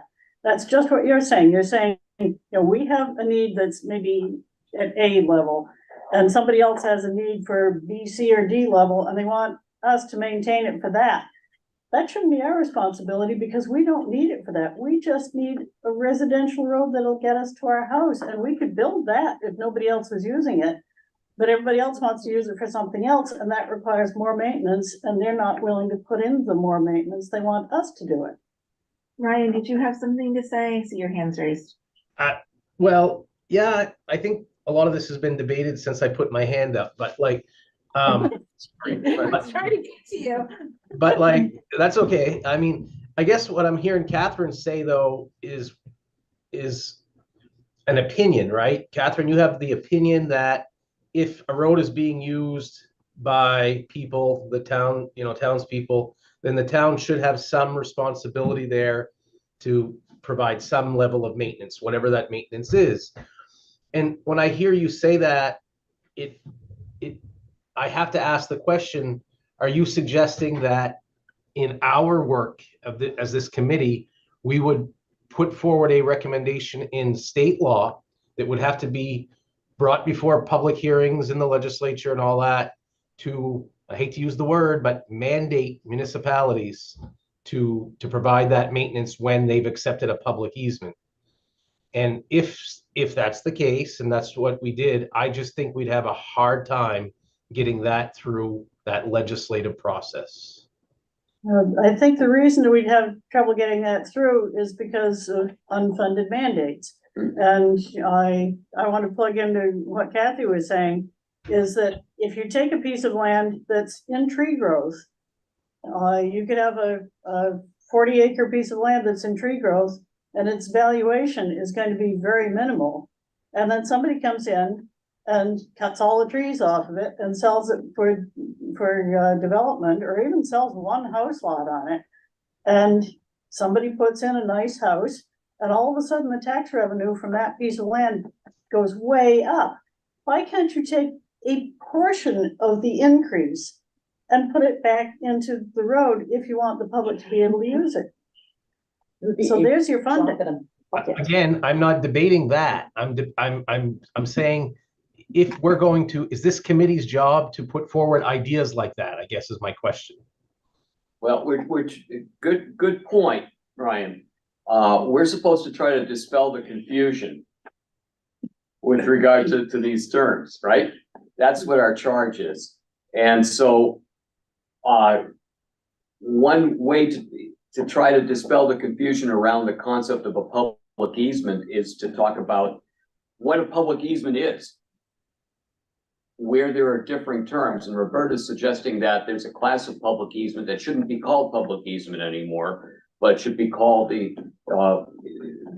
minimum maintenance road or something like that. And that would be these discontinued roads or abandoned roads where a public easement is retained. And instead, these are minimum user roads, and that would get rid of the confusion, because these are really public roads by any other name. The public's using them, but at her expense or the landowner's expense. And so I guess that is a way to try to dispel the confusion by saying that these are public easements and these aren't. And that determination, Mr. Chairman, would be made, if let's say that went through and that got enacted by the legislature, would that then, is the idea here that this would be retroactive, and all roads that have that type of classification would be known as minimal maintenance roads, and the municipalities where those minimal maintenance roads exist that fit that exact definition would have to start including in their public works budgets or highway budgets or however they fund it, some level of money to provide that minimal maintenance? That's a question that I have asked, but haven't heard an answer to yet. I think you start by doing it going forward. Okay. One piece of that, I think, is where we had the change in 3026A a few years ago, saying that you can make you can get rid of the public easement by making it a shared private road. Instead of tying that to the time of discontinuance, allow it, and technically, if you read the wording of the statute, it says that 3026A is the process for discontinuing townways or public easements. So say that, make it clear in 3026A that if there is a public easement and the landowners want to get together and say, hey, can we get rid of the public easement? Make it possible for them to do that anytime that they can come up with an agreement on it. And make it harder for the town to just vote, no, we're not going to do that. Put the rights and responsibilities back together. If the landowners are going to have the responsibility for maintaining the road, they should have some rights in saying who gets to use it. And if the public wants to say, no, we want to keep that as a public easement, maybe we have a public boat launch, or we have a piece of parkland in there, or we have, you know, a need for the ATV trail or the snowmobile trail to go through there. If they have a legitimate public need, then say, okay, we recognize that we have this public need, we need to step up to the plate and put in the maintenance that is required just for that public need. And that's where the limited user, or not limited user, sorry, minimum maintenance road comes in. Those two terms are too close together. Yeah. Too easy to confuse them. Can I answer Ryan's question please. about this mandate? I don't believe in mandates. For the 8 years I've been in here, especially an unfunded mandate. That being said, when I said this about the public easement, I think that it would be better if we had a mandate, for minimum maintenance roads. That would take off a lot of the public easements out. But if you live on a road, then I think, and the town isn't taking care of it, then I believe that road should be called a minimum maintenance road, and that the landowners have some kind of limited liability to be able to take care of it with the town's help. Now, not all of the public easements have people living on them. So this is why the minimum maintenance road, I misspoke and said this public easement. And what I really meant was the minimum maintenance roads. And I think the town could and should, along with the landowners, help with that. That's my thought on that. Ryan, thank So you. would this reach back? So if I had a Yeah. public easement that was already out there and there are people living on it, they would become minimum maintenance roads? Yes, but again, you can't use that word retroactively, because if you do that, then that's a kill bill right off. You cannot retroactive anything. It's going forward. It would be, so, all right. So I'm just saying, again, Ryan, this is an opinion, but retroactively doing something doesn't work. It just, That's how they we got hear where it. we are now. that's why we're here, yeah. We hear it, and I mean, I don't hear it anymore, but you hear that, and it's a kill bill. That's where they had private ways that were intended to give access to the landowners, and they retroactively said they now public easements, and that's how we got into this whole Yeah. mess, because that was retroactive. Yeah. So how do you retroactively fix something that was retroactive that shouldn't have been done in the first place? Well, when they made private ways public easements, it was really that they just gave them a different name. No, because was it all they changed changed the what they rights. were, Yeah.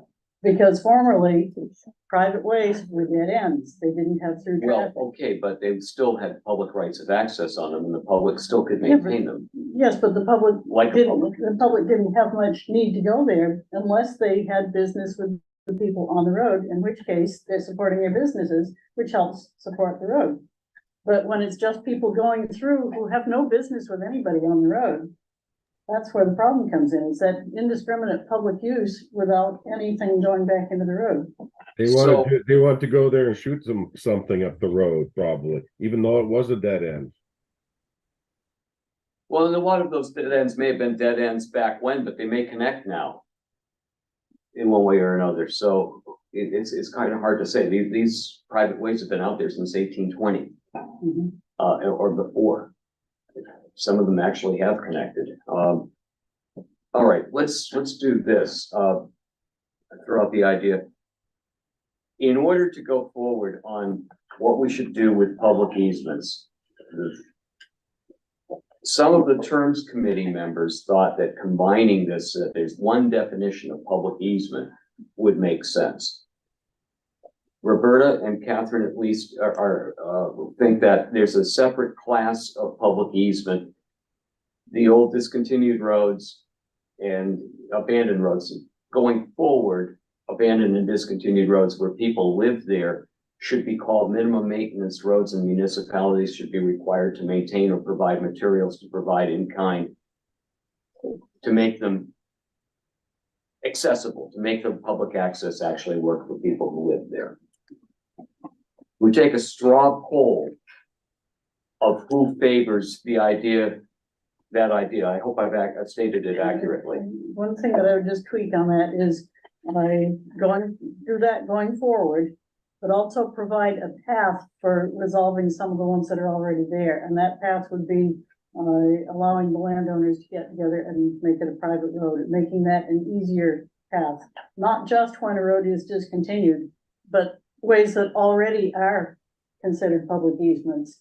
If the landowners can get together and say, hey, let's make this into a private road and share the maintenance and keep the public out, there should be a path where they can do that. And then one at a time, maybe we can take care of some of these problem roads that we have left over without saying that there's a retroactive law that's gonna change them all. Okay, but just to address that one side road for a minute, with regard to the existing public easements where the town isn't maintaining it, there's, the landowners can form a road association there. But then they're maintaining it for the public. I at private understand. expense. Okay, but they could always petition the town to then discontinue the public easement. Which they won't. Really? Okay. Well, in But many they have- cases, there are they very good can. reasons for that, because a lot of vested interests from out of state would make a lot of roadways into very pristine areas inaccessible, because they have the means and power to do so. Well, That would be my concern, is if we go down that road, so to speak. so to speak, the clubs would get eliminated with a voice and say, hey, I'd like to keep my trail, but a landowner that has a say in a private road would say, sorry, I don't like your club, and that goes away, so the trail ends. Does that Their make ability to go to the municipal legislative body or the select board or whatever would be gone. and keep trail open, which is obviously what we're trying to do, but still avoid situations such as reverse. And that's where I don't think you want to just blanket say that snowmobiles and ATVs are not allowed on any of these. I think there's got to be some way of saying that they can use them with whatever process. Input. Catherine? I think what Roberta wants to do is a good idea. I don't think that you wanna convolute this too much to get something done. So doing the easement and changing some to the minimum maintenance road is a big win. But if you add too much to this, it's not gonna go. We tried doing everything before. Years later, we tried narrowing it down to a few more things. Then a couple years later, I've been doing this for so long. We tried this, instead of saying abandoned and discontinued, we went with just a discontinued part. If you put that on this, again, it's a lot. And it's not, it's just not gonna go through. So if you could do a small victory and get help with the minimum maintenance roads, that would be a win. If you could do that and try to get it into going from a minimum maintenance to a private, isn't that something you can do on your own as an association or a road? I know you say it doesn't happen, but isn't this something you could do on your own after you get this minimum maintenance road and you get it going? Couldn't you at that time petition your select board to say we want to go private? That's where I say it just needs to be made a little bit clearer in 3026A that says you can do that at any time and not just when the road is Okay, so you discontinued. don't want to do it, you just want to have the ability to be able to do it through a select board. Right. Okay, no, I agree with that. So, yes. Okay, so a straw poll, non-binding, not a motion, but just a straw poll. Who agrees with this proposal by Roberta and Catherine? Let's just go through the roll just so we can have the straw poll because of the, Can you repeat? Yeah, One of the two of you. if I get it wrong, say something, kick me. The proposal would be if a public easement is created by discontinuance or abandonment prospectively after the date that this would pass, and people are residing on that road as of the date of discontinuance or abandonment, then the municipality would be required to maintain the public easement, not as a town way, but would either be required to maintain it or to provide materials for its maintenance by the abutting landowners. And that there would be a clarification to 3026A that would, whereby if there's a public easement by discontinuance, then try to make it easier for the landowners to successfully petition the town to make that a private road if they form their own road association. You remember all that. One thing that I'm questioning here is, you say if they're discontinuing or abandoning a road that somebody already lives on, should they be discontinuing a road if somebody already lives on it? No. And this leads into the other question. If the reason for abandoning and discontinuing is no one lives there, and there will be is that going to be an obligation to fix it on the part of the municipality to maintain it when somebody moves there? Because this will be cheap land, and you will then have 5 people go out there and buy lots along that road, knowing that, hey, we go out there and the town's going to have to build up that public easement for us to be at least good enough for us to be able to get there. And so is that, that's creating a burden that doesn't exist. But in this, you should also include, I totally believe the town should not be totally responsible for maintaining that road. I believe that's where there's limited liability to the landowner to help with some of that work. It can't be just the town. Because again, this is a public easement. Mhm. And the people live on this road knowing that. So I don't truly believe towns can afford to do this all on their own. If the landowner can put in some of the work and the town put in some of the work, to me, this is a win-win. As long as the landowner has that liability that where they do something, it's not gonna come back on them. Roberta, are you still on board with that I'm proposal? thinking you're saying that the people knew that it's a public easement. That's part of the problem, is that lots of times they don't. Yeah, and that was I just- a misspoke, and I thought I'd get away with it. You know me better than I that. know. I just I had, I understand. had an email this morning from somebody saying that in 2022, they bought a piece of land, their deed said it was on a private road. Mm. And now they find out the town is saying they have a deed that says it's a public easement. So, this is where. the Again, problems come in. Don't trust your deeds. When it talks about Can what you you're on. trust it? Right, you can't trust what it says that you're on a road, not town way. There's one thing you can trust in the Lord with all your heart. It's the only thing that never changes. For the vote on this, I like everything you said, except that the liability for the Okay. landowner to be able to help too.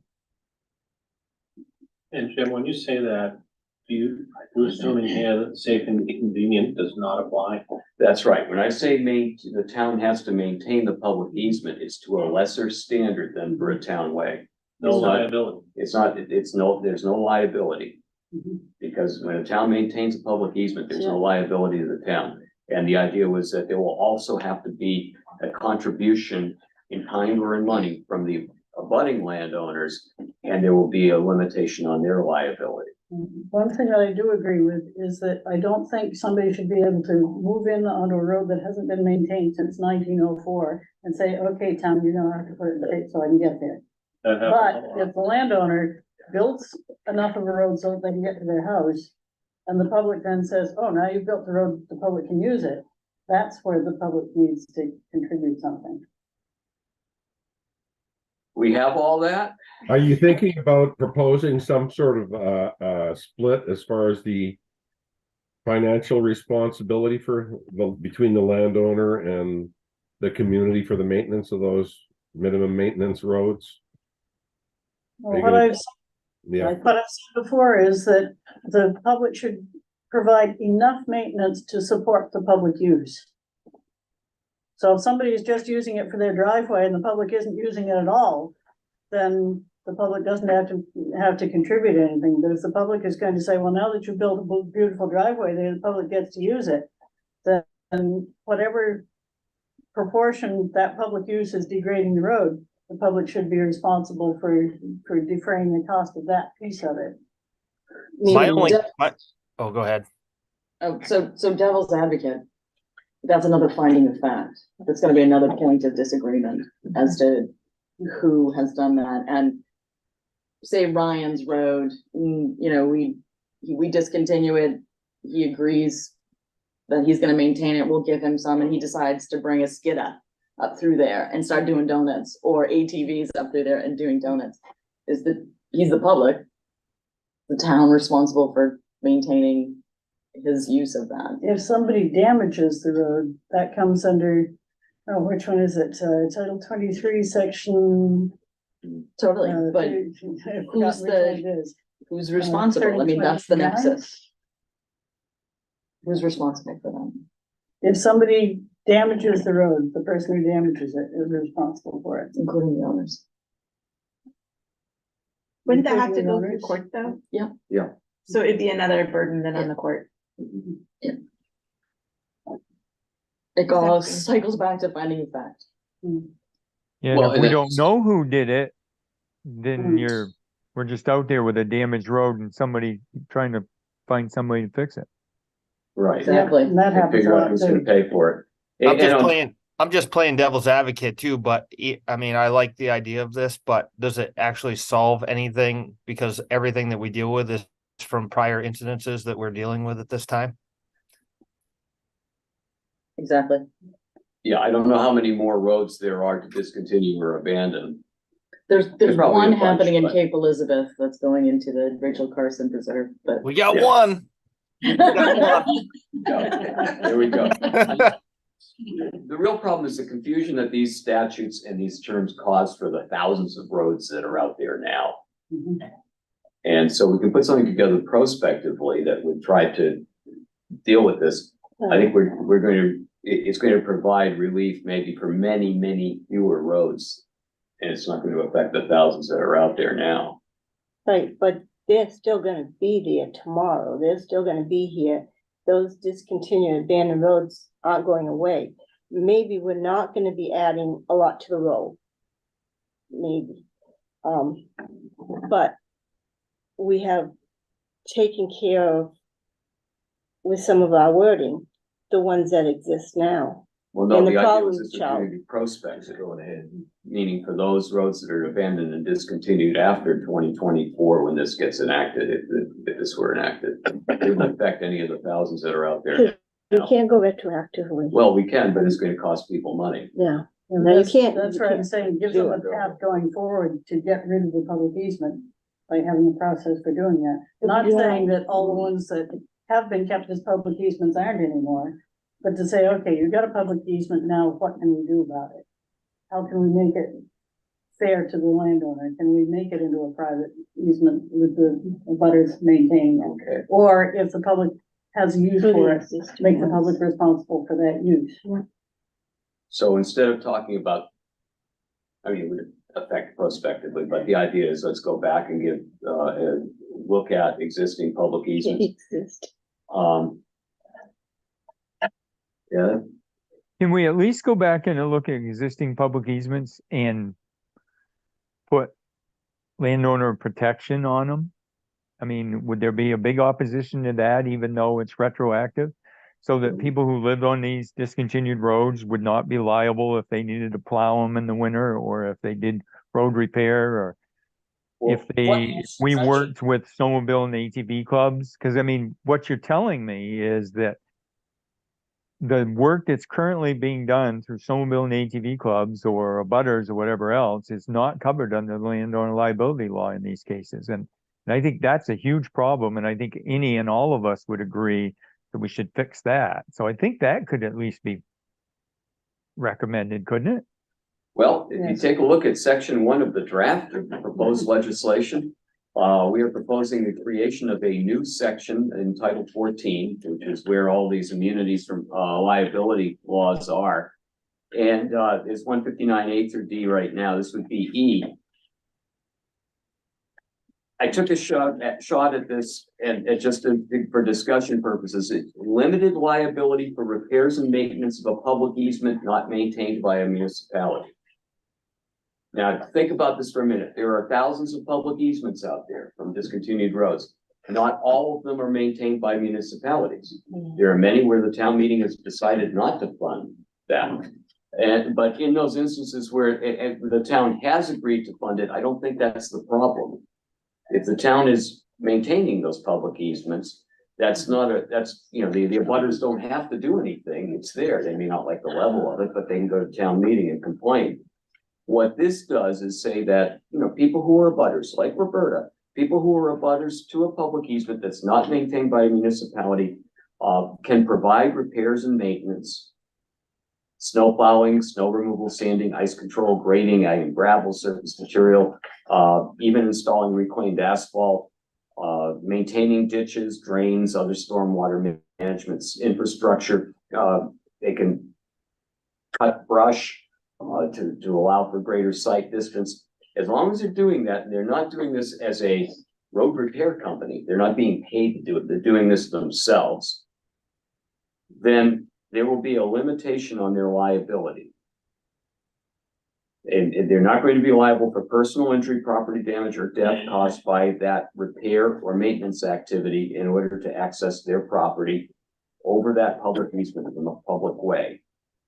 Now, if they did something maliciously, if they were to put the trap or something in the middle of the road to catch Volkswagens, or they failed to guard against that hairpin turn that's in the road or something like that, then all bets are off. They would still be potentially liable.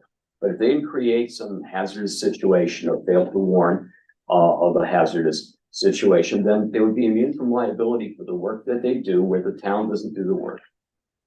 And that would be the immunity is stated, and they would also get the court would have to award direct legal fees and costs, including a reasonable attorney's fees, if somebody were subject to this immunity and yet still were sued.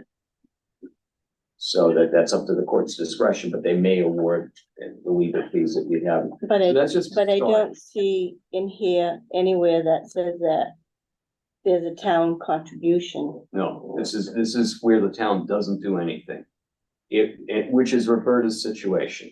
The town doesn't pay a dime. The town meeting does not pay a dime toward maintenance of the public easement. And it's not But just me, it's people all across the Yeah. state. But it's right, and I'm just using you as an example because There's some something we limit all to your understand. liability for anybody getting hurt. When Roberta and David do some work on in order to maintain the way from the public way to their house to get there from here, then they're immune from liability so long as they do that reasonably.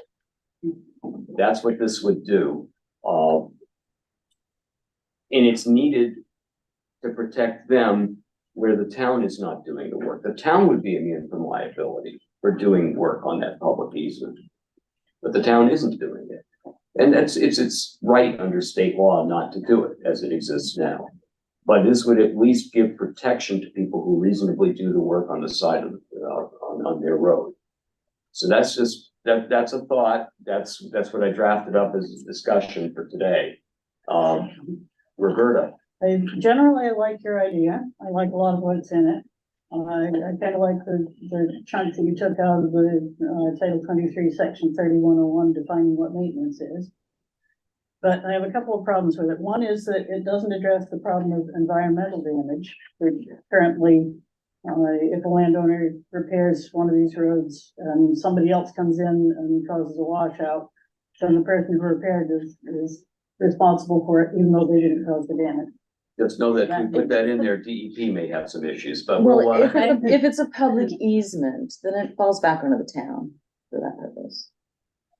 Because the town has responsibility for dealing with water runoff into water bodies. and there are some protections and all, but we can try to work that. Currently, I that's actually have a not clear. suggestion for that. What's that? Well, I think you mentioned it in your letter, but I didn't actually get into specifics, I don't think, but I drafted it out and I realized that I don't have copies for the folks online, so I don't know if I should share this or just talk about it. If why you don't, give it to me and I can run upstairs, I can scan it and then I can share it with why don't we do everyone. this? No problem, but even though we don't have it, people there could have a copy, no problem. Well, we'd like everybody to have it, plus it's in the freedom of access law that we do that, so. Can we take five? Why don't we take we've been talking since noon time. How about we take a 10-minute break? It'll give Heather a chance to send that out to you. And then we can all be literally on the same page when we meet again. Okay, so take 10. Yeah. Thank you. There are 19 copies, there should be plenty for folks here. Okay, so it's just, it's one, Yeah, I met her. And one. I'll go scanning them. Thank you for doing, I'm sorry, I didn't get it It's to you okay, in time I to. know, like, timing and stuff. It's hard to get With everything. late breaking news. All right, well, I appreciate the work. on Jim, that. nothing you just reading from, Yeah, what was that? that was the proposed legislation. It looks like this. Sure, I printed that off. It was, should have been given to you. That's okay. That was an email, wasn't it? Yep. I've got an extra copy. You take Instead of it. relying on the town to get involved. Right. I think Heather might have an extra I've one. been encouraging that people to go do that anyway, but. Yeah. Then you get the, you know, that just says Right, no, I you know. really kind of. Roberta, on that, Yeah. curve They thing, already have that anyway. I know, but just give you, I was gonna send that to like the one you. DOT. Chris, Was Dave Allen? it showed the process, Dave just, and then discontinuing it, the region but they engineer retained position. it as a stone It was trail. doing traffic. But now this guy just bought it 2 years ago, so I don't Up want it. until. Well, what do you do in that situation? All the town drivers are the same people that did it 2 years ago. Right. Said it still goes, but he just bought that land and doesn't want it. Let's close it down. Right, and it's a 6 mile region around it, Oh, wow. so. He's built. So there has. So I thought that it just got starting with the limitation of liability was a way to try to get everybody. Yeah. This is actually, I mean, this is good because it deals with the snow plowing. Right. He's been kind of doing 1.5 jobs here. That's one work left. Right. So I was. Businesses have gone out of business because they don't have the. Daryl volume. steps in there Monday, he's gonna have this plate. Yeah, I mean, it's obviously there's no easy answer to this. All There I isn't. point out. But, you know, put it, put it so that all these. So, because I'm familiar with it, I know that when I come to the first, those posts are, it means that's where the care is, but somebody who's not familiar with it, it just hit me that one night, I was driving up the road, and it occurred to me, we're driving up the road, and it's a post on this side, and it's a post Yeah, on this I side. like the suggestion, I don't think I can support it. 'cause it's little- Well, there are things with diagonal lines, like, oh, I don't know, it's all So, there. I don't know that we'd be able Yeah. to support So it. they, Right, yeah, I get it, You mean got street liability? view on. Oh, they- No, I see it. So what he's gonna take a straw poll. Yeah, they're great big Yeah. high things, Curious to see about that. and as you're coming up, as you're coming up the Should road, have some liability. Yeah, I They're think- gonna as Give you're them, coming up the road, Yeah. but if they maintain it themselves, I think. and what you see is, Well, the here, environmental piece too, as opposed the here, town's still responsible. is what it looks like. And Yeah, actually, I- First thing this they're gonna code do is is probably go better forward here and fight someplace. Yeah. Well, we Put put the curve. build The gravel curve in goes there, like like this. that. Yeah. And it looks like it goes like this. I wish I. Yeah, Another these- goes over here. if these are done, right, Well- if these are right, these are Chevron. These issues are all new to me, so I don't know that I'm, Take you around the corner. I'm struggling to keep up with a lot of this stuff. No, you're holding your own and doing fine. Yeah. Well, I mean, it's just It's a lot. really complicated. And everything, Coming up the road, it's supposed to look like they're all evenly across spaced the- apart to Right. Get people around the the. statutes and Well, these then they're too titles. far apart or something. We're not gonna What throw, I was thinking throw a was wrench just at it put- and solve all the issues, by no Yeah. means. There's no way Yeah, that we right could there possibly between solve all them. the road And issues. there is, I there is a love the space where you thought. can put it, it's not. Skynet in the from middle here, of the go road. ahead Right. and eliminate Okay, the problem Just from had another presenting itself fatality again. there 2 weeks ago. And we'll have to let the other It's not ones sift the their way first out of it. but- on that corner. Yep, on that corner, people just. Yeah, shoot this off is the something you corner and go straight into the incrementally woods. chip away at, Right? I think. That's why those And chevrons are there. the word kill bill, coming from the Terrell legislature, that kind of really is, you need to take that and move with it. Yeah, And my guess is probably. This got a point. has got the little skip on the white edge line. It's probably got the I'm little not skip sure. lines around it. Yeah, I like know this. they've been putting that in places. It probably does have that now. Yeah, it probably, because they only did that on those sharper curves. Try something else if people don't pay attention to where they're going. I still think a big arrow right in the middle of where you're looking at. Yeah, okay, well, let me. That's gonna be Daryl's responsibility, so. I'll just follow you with that on And so I mentioned it to one of the town selectmen, and he said, yeah, it's a really good idea, but that's the state. So can you get the town permission to put one up? they can, but it's really DOT jurisdiction, it's the same as. What would happen if I hand painted one on a piece of plywood and it just stuck it there? It's gotta be compliant, reflective, properly, a proper arrow. Otherwise, it's not gonna be big enough, and not gonna be reflective. What you're talking about is, and it's probably something that's 3x5. Bigger than you think. Okay, so one I'm thinking of, I know where there's one, it's, because I've seen it right up close. Too small. And so when you're traveling at speed, You need something, most signs are not, are bigger than what people think they are. yeah.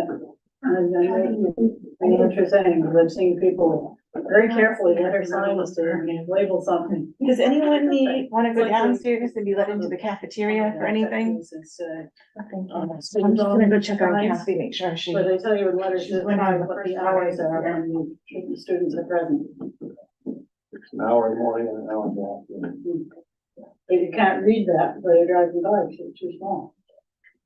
But we tried to get legislation several years ago saying when students are present. That's actually what the law was. Yeah, that's what the law is, but 20 that's years not what the ago. signs say.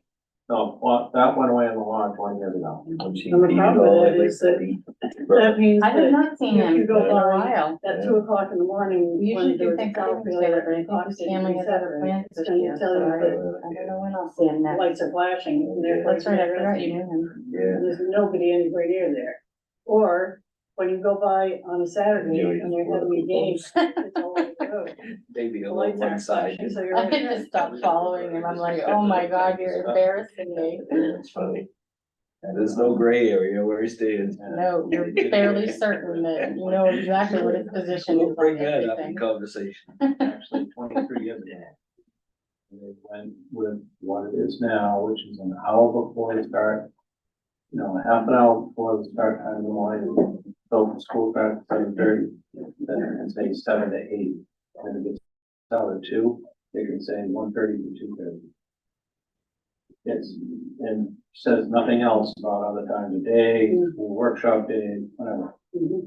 Game day. That is And you can't know when you're driving from one town to another what their hours are. And by the time you tried to look at what it says on the sign, you're already past it. that was discussed. The last time that came up, that was discussed.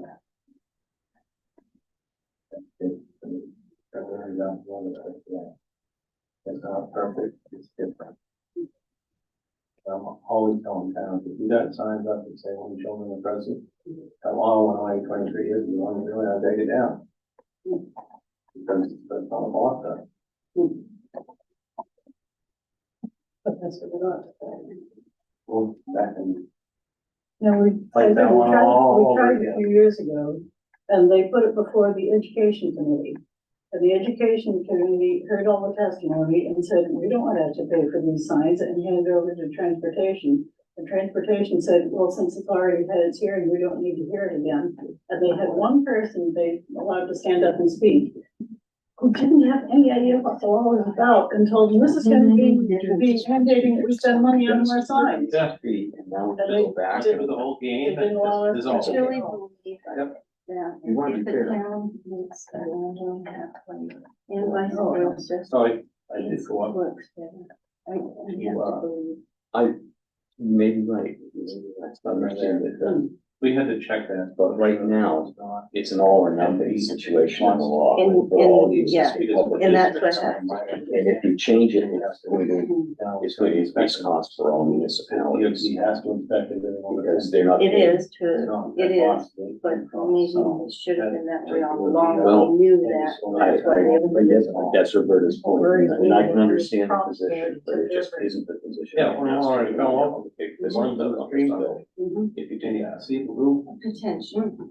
And physical notice is, it's Right. potential on what it would cost, because not all the roads are gonna be done, just the No, ones no. that are livable. But the ones on which people are living will be done, and that's going to be tens of hundreds of thousands of dollars. I understand. In the scheme of things, I understand. if you make it, We understand how those props fall down because we've got some of those, we've got some of those, Delta Logic buildings. And because they're willing to do over it. it. And in the winter, but we just put props under the shingles because we know that there's no posts on those. Well, And what happens is. I if don't understand know the if there's argument. sun enough to clear the snow off. I try to clear them every 6 inches or, Yeah. you know, if it's like poking. No, but I don't think but if we get. They're gonna see it. they're going to see it that way, It because pushes it's the going to be bottom and the another top down to expense. the ground. And then you take the And there are a snow lot off, of the top these springs up. fixes. There are But, fixes and you too. can, like, you. So that tells And then me you that those out, cost is what it would've flexing. been. Yeah, would you mind? Do all That would be of so it. helpful. I'm so sorry that make you do that. No, you know, I'm the hope. If they had to do it completely, That should. show them half this for now. Yeah. Just share it. I'll share it with everybody. Well, I understand, like, you know, it could have been this much, but it's this much, and they'll say, yeah, but it's this much, and we don't even want that, so. My guess is, We'll, they probably did. we'll see what happens, so I saw what I saw the other day. let's think about how we do that, let's, when we get back Well, with this piece, This, but. this isn't gonna pass this Put 9 time. inches on it. It's gonna have to go to a full legislative body next time. Oh, yeah, we, It will crack No way tomorrow. anything is gonna pass with a fiscal note this time. that's probably true, be a second session, yeah, Exactly. yeah. Well, Plus, see what we can, if you See what look we just can get build through. We consensus. could get, we could get just the limited liability to the land. If we can just get that through without it, yeah, you know, we didn't need to go. Well, someone couldn't last time. right. And have it go. Oh, Roberta. But I And guess maybe there are a couple other easier ways that go, we can get to do. Maybe we get the load. Got more caffeine, Oh, ready boy. to go. Yeah, maybe I should have had that, there we go. We'll see what happens. And then the, Chandler Bridge over the Summit River. River Road. Yeah. one of those Goes two. up the east So I side. got in really easily. Did you? Okay, so I went down and I didn't see you, then I came back up and I didn't see you, so I It went was- back down to see if I could find you. Oh, I was like, well, I'm God. there Oh, getting decaf. No, it was the head of the cafeteria, the guy with the legally blind guy. Yeah, he's so nice. Yeah, he's like, are you gonna run again? And I'm like, if You're you like, let me "Never." in, I might tell you, you know, and then I said, absolutely not. You're like, never, but I'll buy food for you. Yeah, no, but I do miss you guys. They're good people down there. They are, and they do a really good job. I'm Oh my really God. happy with the, I- like, they brought back the salad bar and stuff. and Oh my fruit. God, that was awful before. I can understand it during COVID though, but During COVID, I could, but man, that was, that was, yeah, they Rough, the brought last- back. Oh, because you had to bring your food or you were. You're screwed, yeah. Yep. 25. Oh, God, Carla, what did you do? Oh, you did a great job. We'll see. Yeah, Probably get booed out of that room. well, yours has a better chance of passing than Roberta's.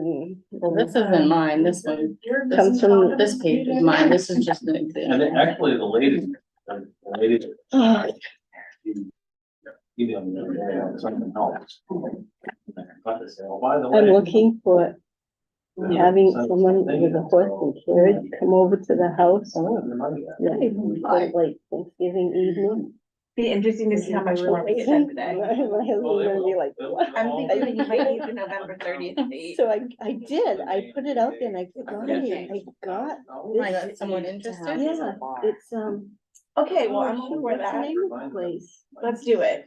We can break and go to the Horse Door Granite Hill Gallery or whatever. That's in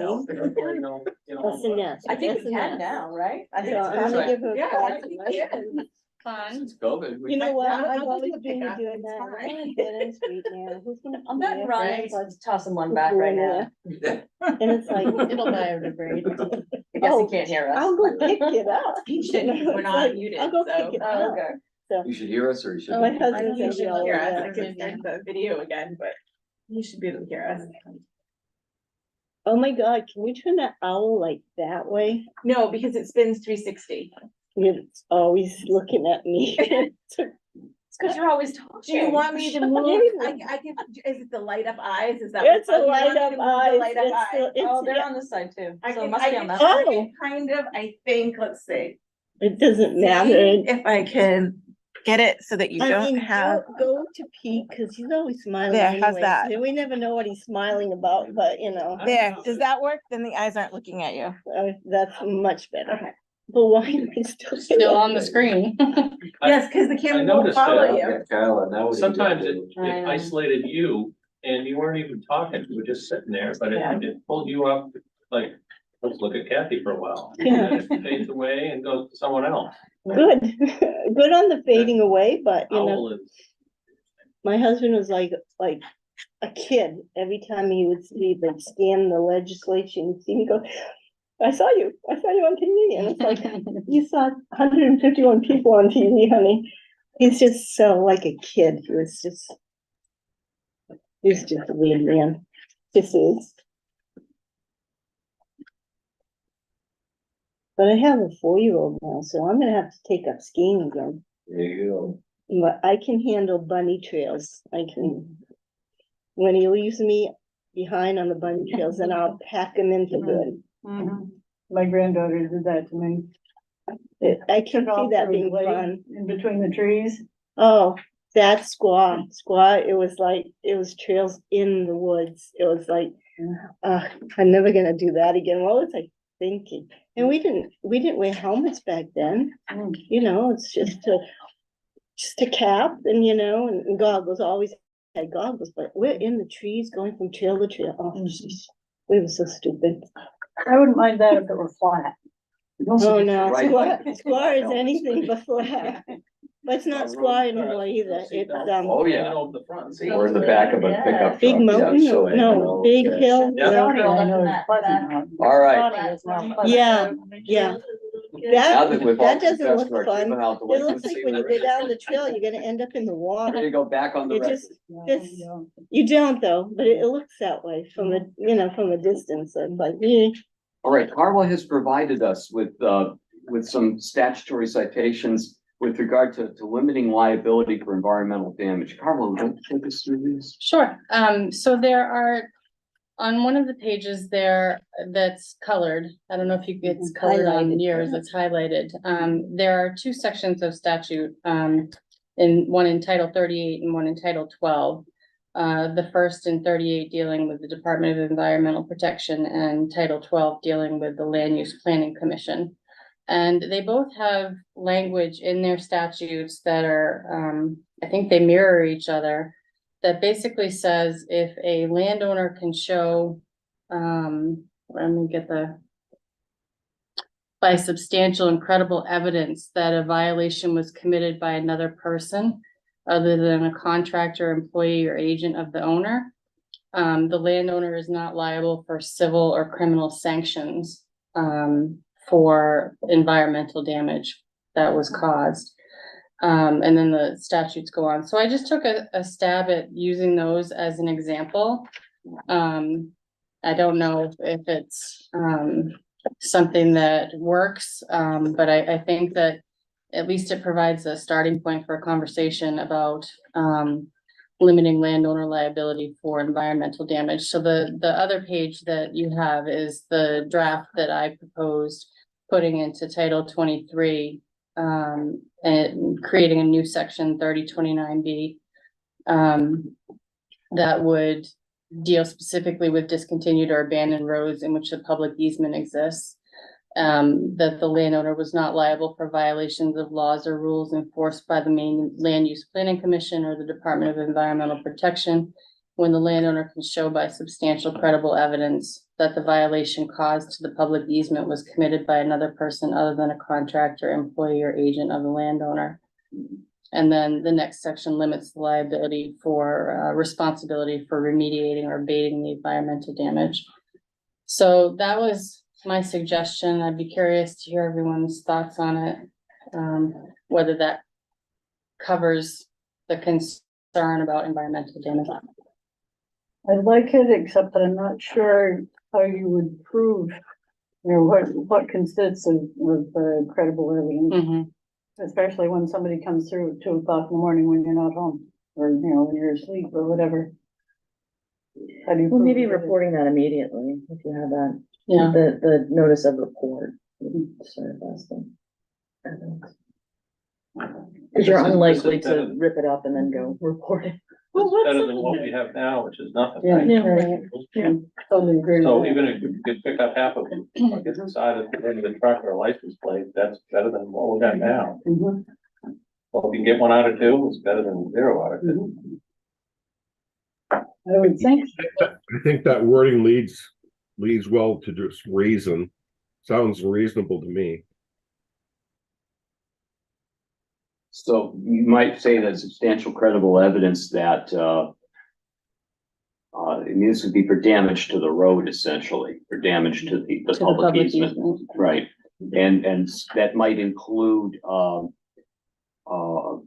a timely report made to law enforcement authorities about this damage or something like that. That might be part of the substantial credible evidence. You You can make it- would be out there taking pictures of the tire tread from the logging truck that went through or from the ATV. But on that note, taking a picture of the road like once a month, going north or south or wherever, taking that picture and then showing this evidence where it didn't look the same as it did last month, even if you just do that once a month, to me, would help you with that credible evidence. what I tell, That's a Well, great excuse me.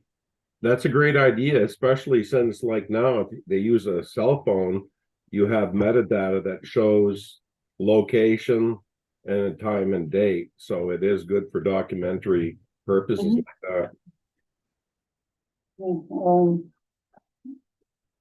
I forgot what I was gonna say.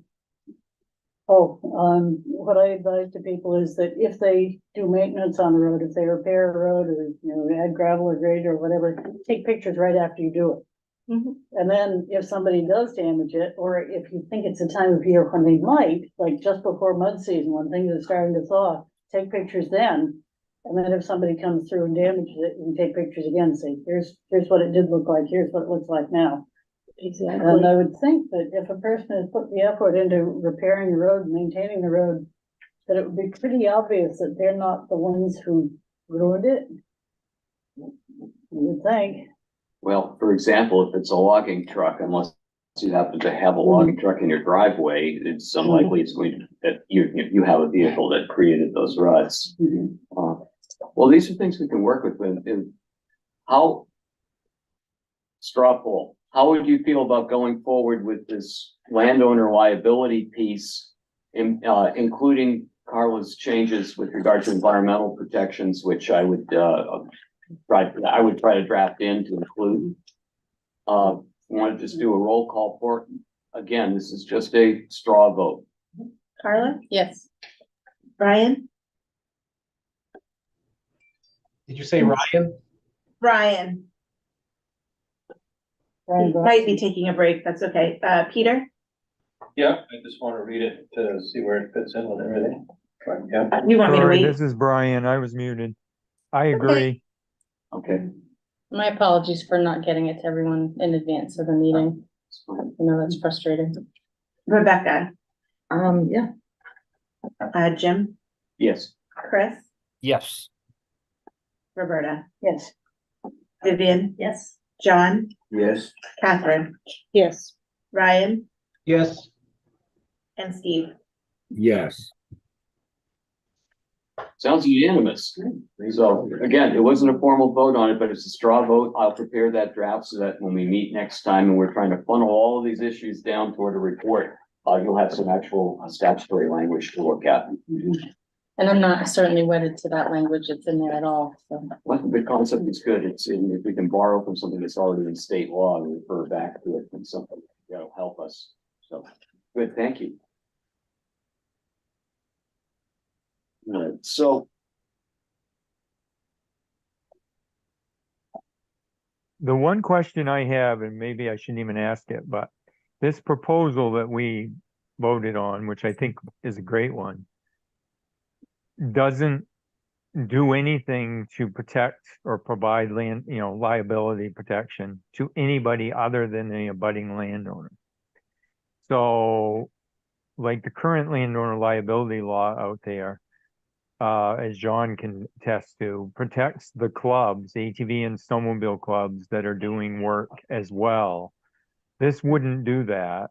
So what does that mean if clubs tried to do maintenance, and or a town, we gave them a grant to do maintenance? Would they be in some kind of a loophole unprotected? I guess, does anybody have a problem with those issues right now? We've been hearing from folks who live along discontinued and abandoned roads that they have an issue with landowner liability. We haven't heard the same issues from snowmobile clubs, or from ATV clubs or from municipalities. Municipalities are immune from liability anyway, for whatever they do on a public easement. Well, I think Brian brings up a good point, because if they're maintaining a public easement, we run into the same problem with a landowner plowing the road that's closed for the winter. Yeah. Do we want to add snowmobile clubs?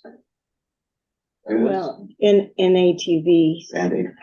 you can't just add one Yeah. without the Or other. recreational easement users. No, because then there's also those, motorcycle people that go on the trails. So is that included under snowmobile or ATV? That's Brian. ATV. Okay, Motorcycles fall under ATV definition. Okay, so they're under there already, okay. Yeah. How about fat tire bikes and horseback They riding? don't do any damage. That Well, they ties- do, but they also have responsibilities. They have responsibilities under the trail maintenance standards for environmental runoff and stuff on those So trails. is there a statute for that? I think that's in the bicycle statutes, or the bicycle trail statutes. I think it's under transportation, because we dealt with it. Transportation, I think, a couple of years ago. You're talking fat tires? Well, it's a wider bicycle. Yeah, tire. and the ones that usually are at Sugarloaf going downhill and, yeah. Here at the table, we have ATVs and snowmobiles. So if we deal with ATV clubs and Yeah. snowmobile clubs, and I'm sure we will hear From the once this bike gets to the people, yeah. legislature, from anybody else who wants to try to have a limitation on liability. Like me, so why don't we start there with the folks that we know and are here, and then we can move from there as What? Well, we could Before- include recreational But trail that's- maintenance. That's why I would say designated trails would be the best way, because that way they've got landowner permission or the town's permission. okay, we'll go down that path, and there may be more specific terms that we have to use, but we can start there. Okay, good. That was helpful. So getting back to our prior business, I don't know if we want to circle back to public easement at that time. Do we want to think about the public easement concept a little bit more and then bring that up next meeting and see if there's something else that we can tackle and cross off the list or finish? But what you're drafting up, that has to do with the public It easement. does. It So, does. I mean, once you draft that up, then we can go back to public easement. I think we Okay. really, Can I just say one thing before we move on? Sure. I'm not sure that we'll be able to support the concept. I think we support the concept of minimum maintenance roads, but if we're talking about residential only, I think our membership would be less than excited about that. Just as an example, we have a property in New Gloucester, and there's a road that runs through it where the landowner on both sides of the road, and they're considering discontinuing or abandoning that road. And so if they do that and keep a public easement, then we're the only users of that road, but then the public will be able to run through it. So I think, expanding it out beyond residential users is what we would encourage. I think that's another reason why let's put this issue of public easement in the parking lot for next time. We'll deal with the liability piece first. When we come back, we'll look at the new and improved language and see how we are with that. Then turn to public easement and see if we can reach some agreements, whether it's a minimum maintenance roads or whatever concepts. Be thinking about it, how we might want it, what the problem is we want to address, how we want to address it. And I just, because I know these people, actually a friend of mine, the wheelchairs were put in there, the motorized wheelchairs were put in there for a specific reason. What is that? So they actually, my friend, Don Simino, he actually has a wheelchair that he can go hunting with. And so it's high tech. And It sounds it's- dangerous. I will, I'd hope he goes with a buddy, but I don't know, I think. But that's why it was put in there, because there's a big contingency of wheelchair bound people that actually have high tech stuff. And when, I saw that in there, that's exactly someone it was probably based on. And he did go hunting. He had a hunting cottage or shack up in the woods, and he'd take his thing there. They need to get out too. So, this to me. And my son's friend, is quadriplegic in a chair, and he is scaling cliffs. He's going out on all these trails that you wouldn't even think to go on. It's unbelievable. In fact, he was on 207 one night. They did a piece on him. Guy's incredible what he does. So that's my take on that. Don't exclude that. That's in there for a very good reason. Okay. Our nonprofit is trying to accommodate people that are limited for access like that in the couple of spots that we manage in northern Maine here. Mhm. All right, I'm going to suggest that since the term private way is so intertwined with public easement, that probably ought to go in the parking lot as well, because if we resolve one, then we should be able to get to the other, but if we can't, it's going to make it a little difficult. I suggest we go to private road. It's, I think, an easier one to try to address. Yeah. Does that make sense? Yes. So go down this road.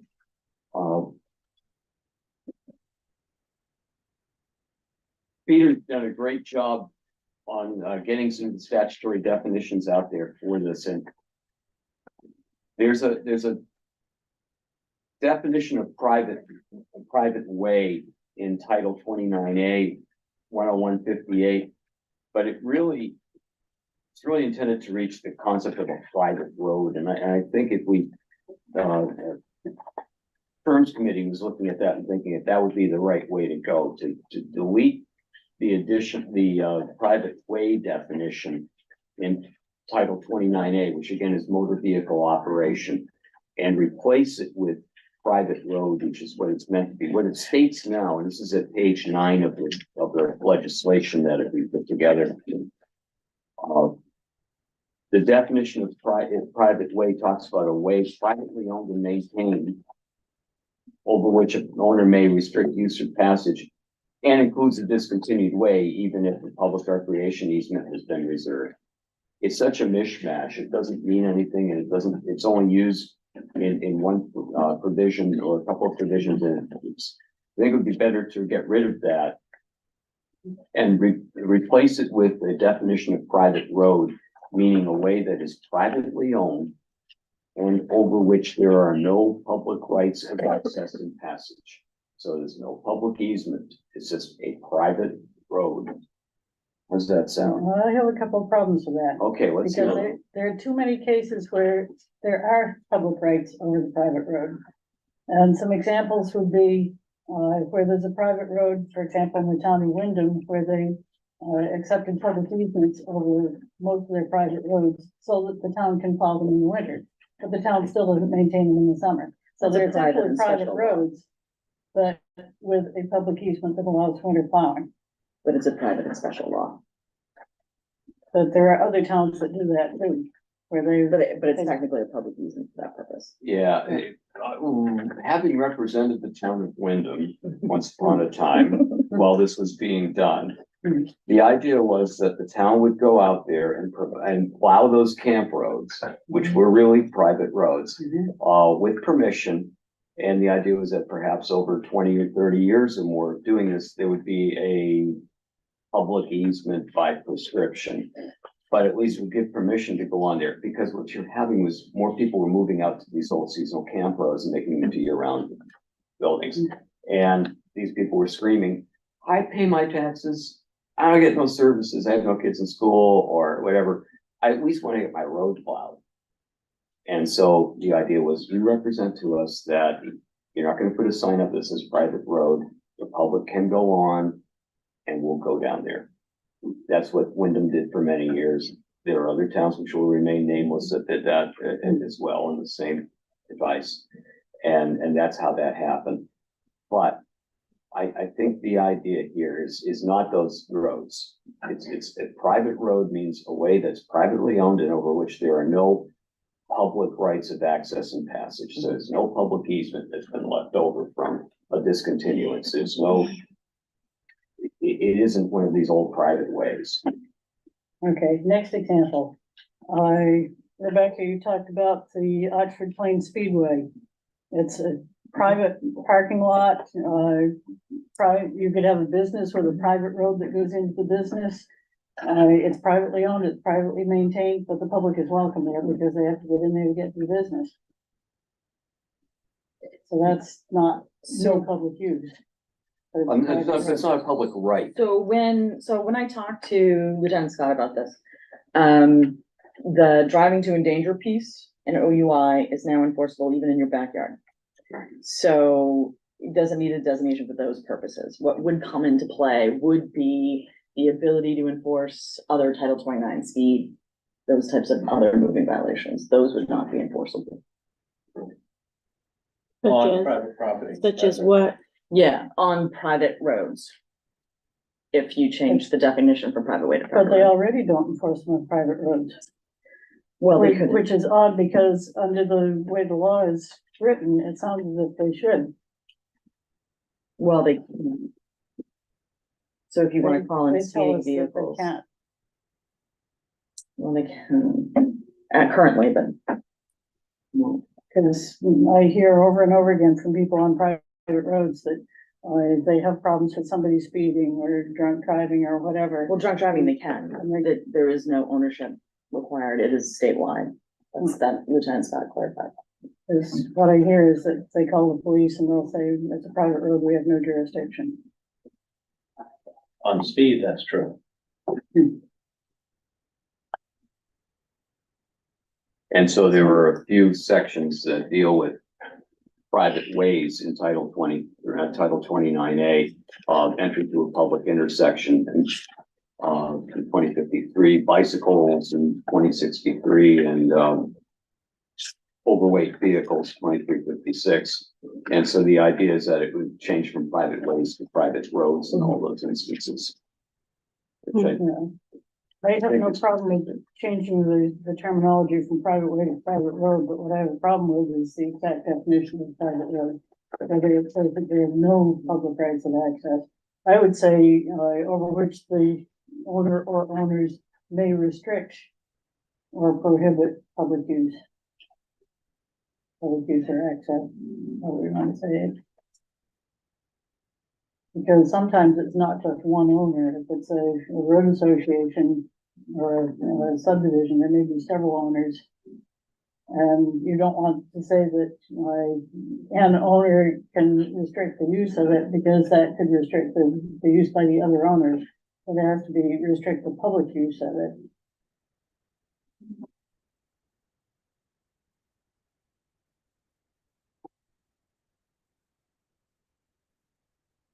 That work? I'm wondering.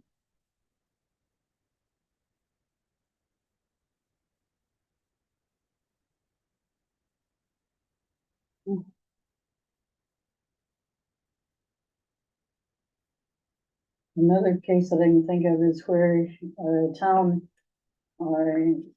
either is given or buys or takes by tax lien a piece of property on a private road and decides that they're gonna make it into public parkland. And because they own a piece of land, they then say, well, because we own this piece of land, the public has a right to go there. And yet they invariably refuse to contribute to the road association.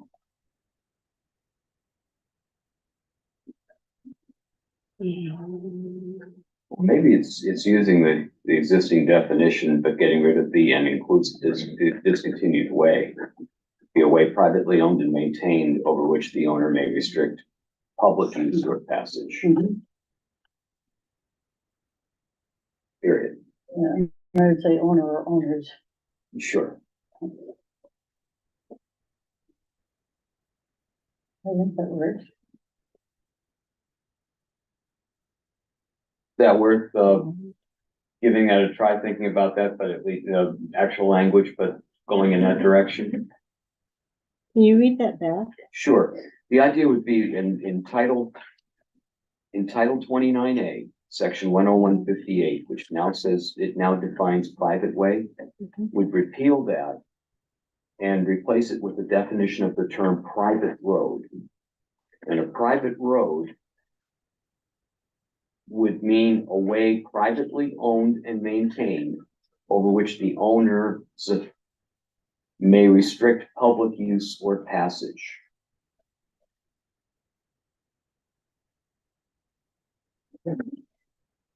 Isn't that?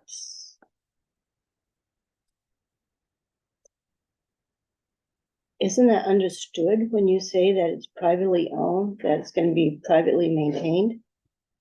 I mean, to me, that's just understood.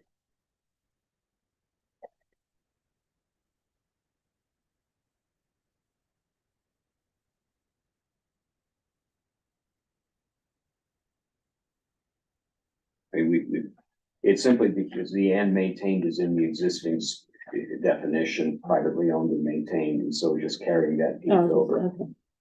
Okay. I don't think it. What happens if the state helps maintain it? Does that change anything? Because the state awards a grant to help maintain it for a snowmobile trail, and you have the landowner's permission. Yeah. Yeah. Like right now on ATV trails, on a lot of the large landowners, we are actually paying for the grading of the road when we use it. Does that? We say privately owned. We could just say privately owned and leave it at that.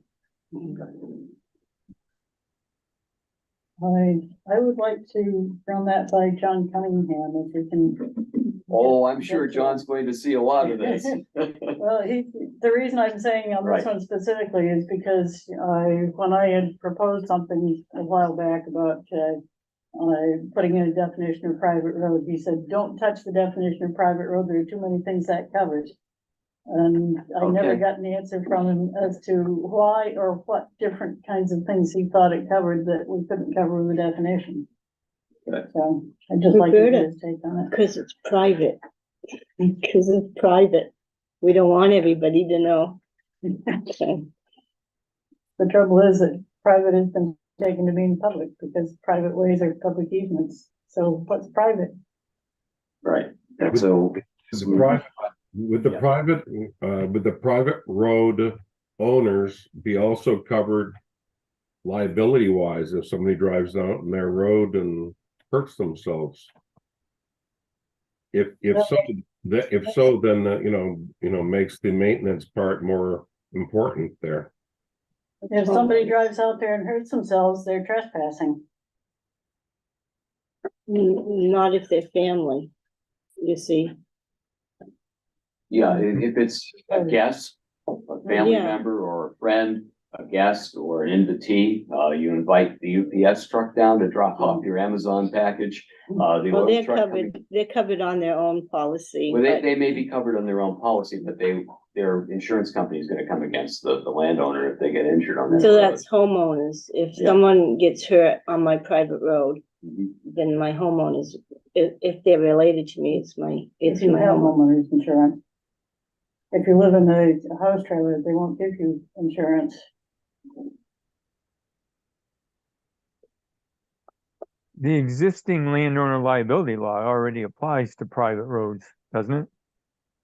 Which limits their liability. You mean the one we just talked about? No, the one that's on the books already. The one for recreation and harvesting, Yeah, That's for people who go out on your land. well, That that's does, the road, if it's a private road, it's on your land.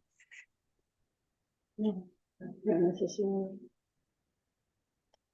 I don't think that's going to protect, if I hit a huge rut in your road and have a property damage claim or a personal injury claim, I'm not so sure That's on you. immunized under that statute. That's more like I'm out on your land hunting. I trip and fall, it's just the lay of the land, it's. You're not on a- your own. You're on Yeah, your that's own. my problem. I think that's what it's intended, to you open up your land for people to be on there. I'm not so sure about the road piece to get to the land. that's why road associations can buy insurance. Oops. You may I'll have look a into can it. of worms there, but Yeah, thank you, Berta. Hmm. This road association is gonna cost me more and more every time you say something. Okay, I think we have insurance, so I think we're good.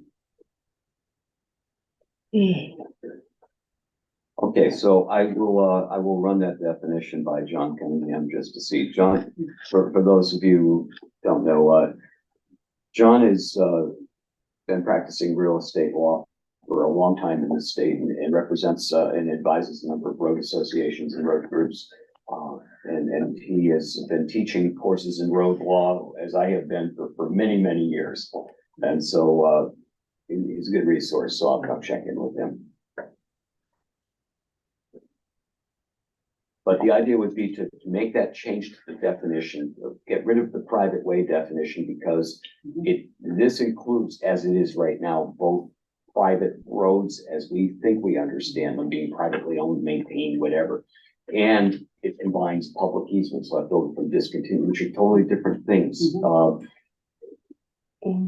And so if it's gonna be a private road, let's call it a private road and use that term in the other sections of Title 29A where it's picked up. That's where those three come from. So that's another attempt to try to dispel confusion in Maine road law. So we've dealt with way, we've dealt with public way, we've dealt with road, with private roads.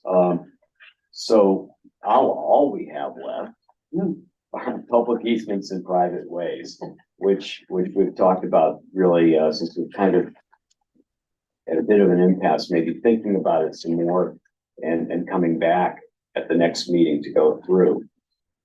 So What about public roadway? Cause that's the last thing. Yeah, I looked up the term roadways. And public roadway always seems to mean public way. And it's saying public roadway is sort of redundant, it means you Right say away. public way. yeah, and that's a However, suggestion, the term just plain roadway comes in all over the place. including the name of your organization. I hadn't even thought of that. There you go. Uh, Well, it appears in one section, 29A, 23, 22, and Pete had brought this to our attention. With regard to bicycle and roller skis, Safety Education Act, and you could just as easily say the term public way. Yeah. Right. And get to the same place, so our recommendation would be to change public roadway to public way and use that in that section. And so, although that isn't one of the terms the legislature asks us to look at, it's pretty close. It is confusing. There's no reason to have another term out there. Let's just use the existing term and we can make that recommendation. It's So private way. So Public public road. roadway would change to public way. and So all it be would blend in with public way, like the other blend. Okay. So that gets the ball a little further down the field anyway. We're down to 2.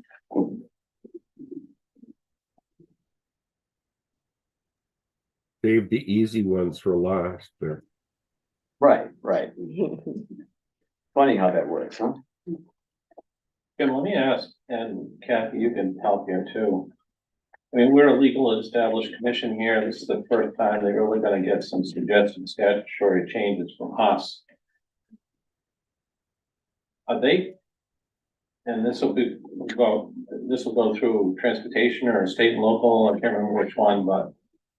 Is this gonna be debated up and down, up and down? Are they gonna tear all our recommendations apart? Are they gonna have enough credibility in us? And all the time we put into this to say, yeah, this looks good. And kind of accept it without all kinds of discussion. And tweaking and editing again. Well, I think, How does that process work? The legislature. yeah, so Just like- attract the Yeah, it could be wide open. well, one reason that the state and local 151 people. created this committee is they got confused looking at these issues, and they were looking for a group with expertise from Yeah. different perspectives to make a recommendation to them to take some of the hard work out of it, because they're having a hard time trying to figure this out.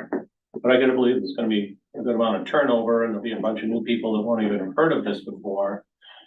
And are we gonna go back to the beginning? Are they gonna take what we send them here as, yeah, this looks good, and we don't have to discuss this much because it's been vetted and the commission has done a good job. So let's go with it, what they say. What do you think? You've been around the Well, I block. don't think that's gonna happen. No, But I would think they'd have some credibility in a legal. I would say commission. 50% of what we did here might get through as long as there's no fiscal note attached. If you want a fiscal note attached, then it's gonna have to wait till the new session. Right. Okay, So, Can we separate out things that we're pretty sure will go through without argument and submit 2 different bills, one with slightly controversial stuff and one with stuff that. you just can't know. You just can't know what they're gonna pick apart but as long as you don't have a fiscal note and it's like just wording,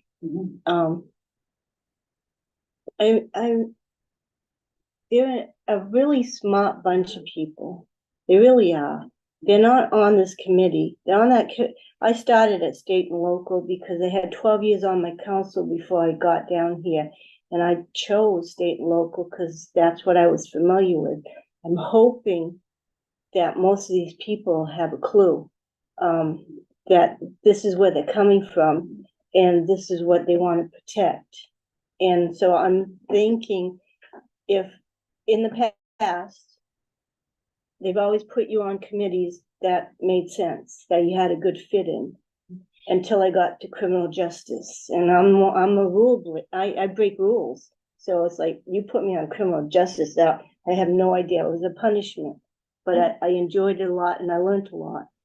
So you're gonna get some people that are very knowledgeable on state and local, some people who aren't, they're new. But I gotta tell you, the new people will do more homework than the old people will. Not the old people. I'm one of the old people. I mean, People you know, been on the committee for a while. the people who are, have been there.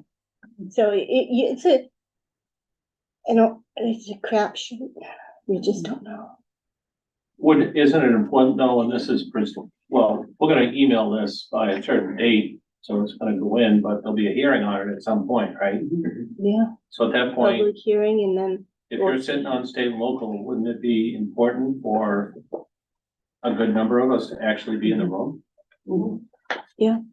That's probably part of our. it shows responsibility. unity. It shows that Okay. we're all together, All right. just- unless you're out snowmobiling. Yeah, it might happen, but And if we all go in agreeing on it, I think that would be, Well, that's what Huge this thing. commission is for, Yeah. is for us to get to the agreement part. Okay, sorry, And- go ahead and ask and- that. No, And we- will it help if I can get a bunch of people who are concerned with these things to come in and testify in favor of it? Mm, It's more important to have them do the written testimony. Okay, You can have a few come in, but if you overwhelm them with tens of thousands of 3-minute testimony, yeah, we kind of blank out after a while. I have to tell you, it's, if there's 3, then it's a good chance that we're gonna be listened to. If there's 10, okay. it's probably more important to have the written testimony. That's opinion, that's an opinion. Apparently I zone out a lot after 10, so.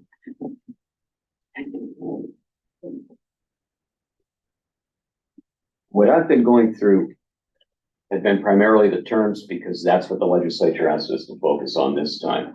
But there also were priorities that we set ourselves in the process in our report earlier this year. One of those priorities was landowner liability, which aligns pretty much with the public easement issue. So we've taken care of that. Are there some other things from the priorities committee that we should talk about today before we wrap up? Yes. Recognizing that we are not going to solve every issue in state road law in this report for this session. So are you saying you're not going to consider private ways? I didn't say I'm not going to consider anything. I just asking us to keep maybe keep our aspirations a little more reasonable. That's all. Okay, some of it is in private ways, there's overlap with Terms. what you went over with the other town priority. And what I had done, and I didn't update this because I was too busy working on what you had submitted. And I've had a bunch of other stuff. I've had 4 complaints in the last 2 days. Two of them were people I heard from a long way back with new complaints, and the other 2 were completely new. So life's been crazy. Anyway, let's see, where am I? This is on the big manual that you had, right? The big one. The index too. Yeah, okay, then. Yeah. But I won't follow along. I don't even have that in front of me. Oh, That's okay.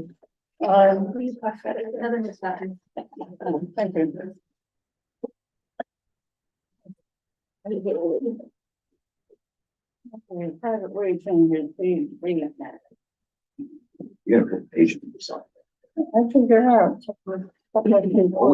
Oh, I bait stamped it, so they're at the top. I'm sorry. I'm sorry. That's fine. Thank you. Okay, let's see, the, Title 23, Section 1903 and 1914, I think we pretty much covered that. We cross out the public easement is defined in Section 3021 and just put that into 1914. I'll just say, the junction of the private way and public easement.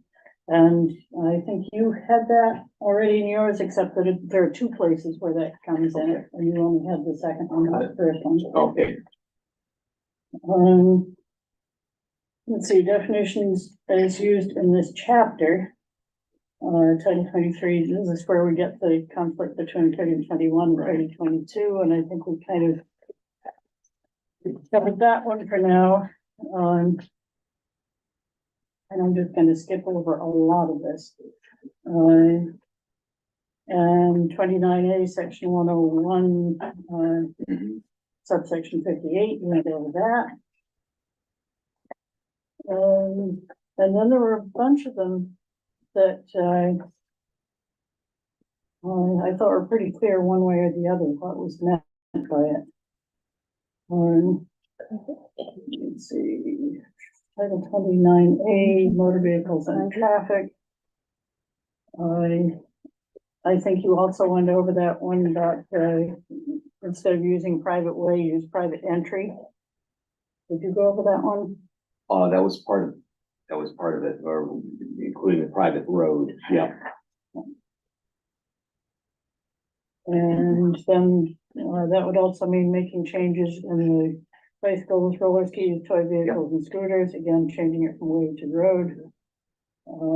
Operation of a vehicle exceeding registered weight. Again, changing it from private way to road. And I think I had added on to that. I had, this subsection may not be construed to limit the authority of the owner or owners of a private road or the owner of private property to restrict or allow overweight vehicles on the owner's private road or private property. Okay. Um, I'm not sure that's necessary.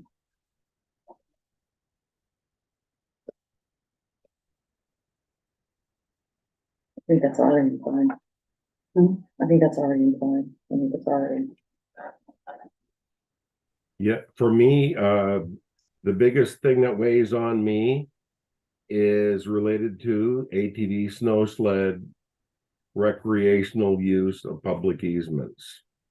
Going, that is the big thing, and I know there's contrary things in 3021 and 3022, I guess it is.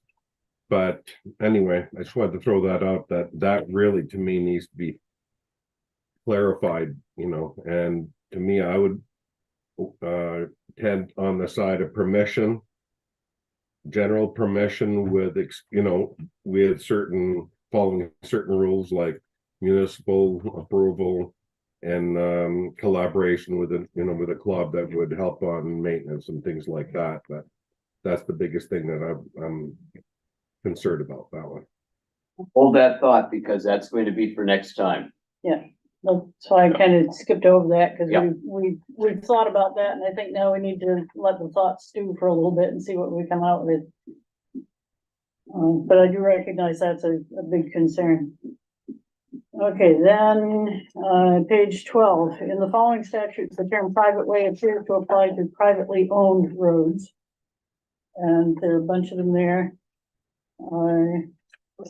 Which I think we can just either change to privately owned road, or I don't know if you want to just say private road, where you redefine private road. I think that might be, we could say private road as defined in Title 29A 10158. As amended. Yeah. So on, Emma, let me see. 2053, you have changing it from private way to private entry. Why do you have private entry and not just have it be consistent and have privately owned road? Page 11. Yeah. Why do you have entry and not privately? Because it seemed to mean various things, not necessarily just a private road. It could be a private road, it could be a driveway. Because that's why I've added on here, for purposes of this subsection, private entry means any entry or road access onto a public way from anything other than a public way, including a private road, alley, driveway, or entrance. That all works. Okay. That goes well. One quick thing, Chris or Brian brought up the issue of whether the limited liability for recreational activities applies on privately owned roads, and I'm looking at on Roberta's collection on page 12. Premises means improved and unimproved lands, private ways without definition, and Roberta's suggesting that those be privately owned roads.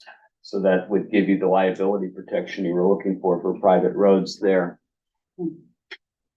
Just something to think about as we're going through, but that would address the issue.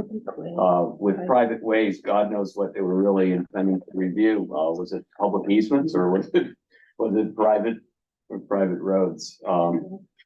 We can try to address that issue. Okay. Okay.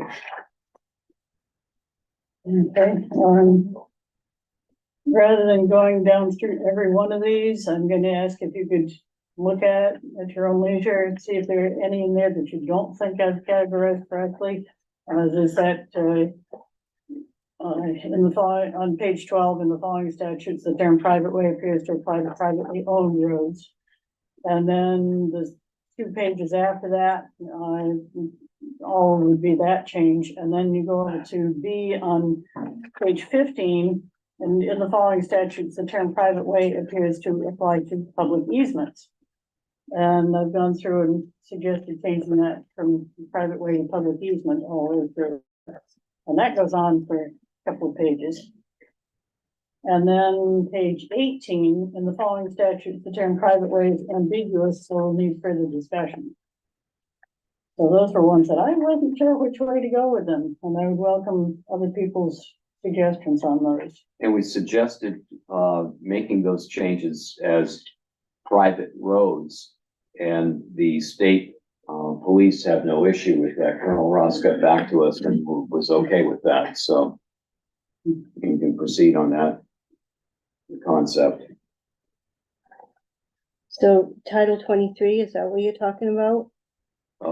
This was on page 18, Title 17, Oh, the old criminal code, and 17A, the current criminal code. okay.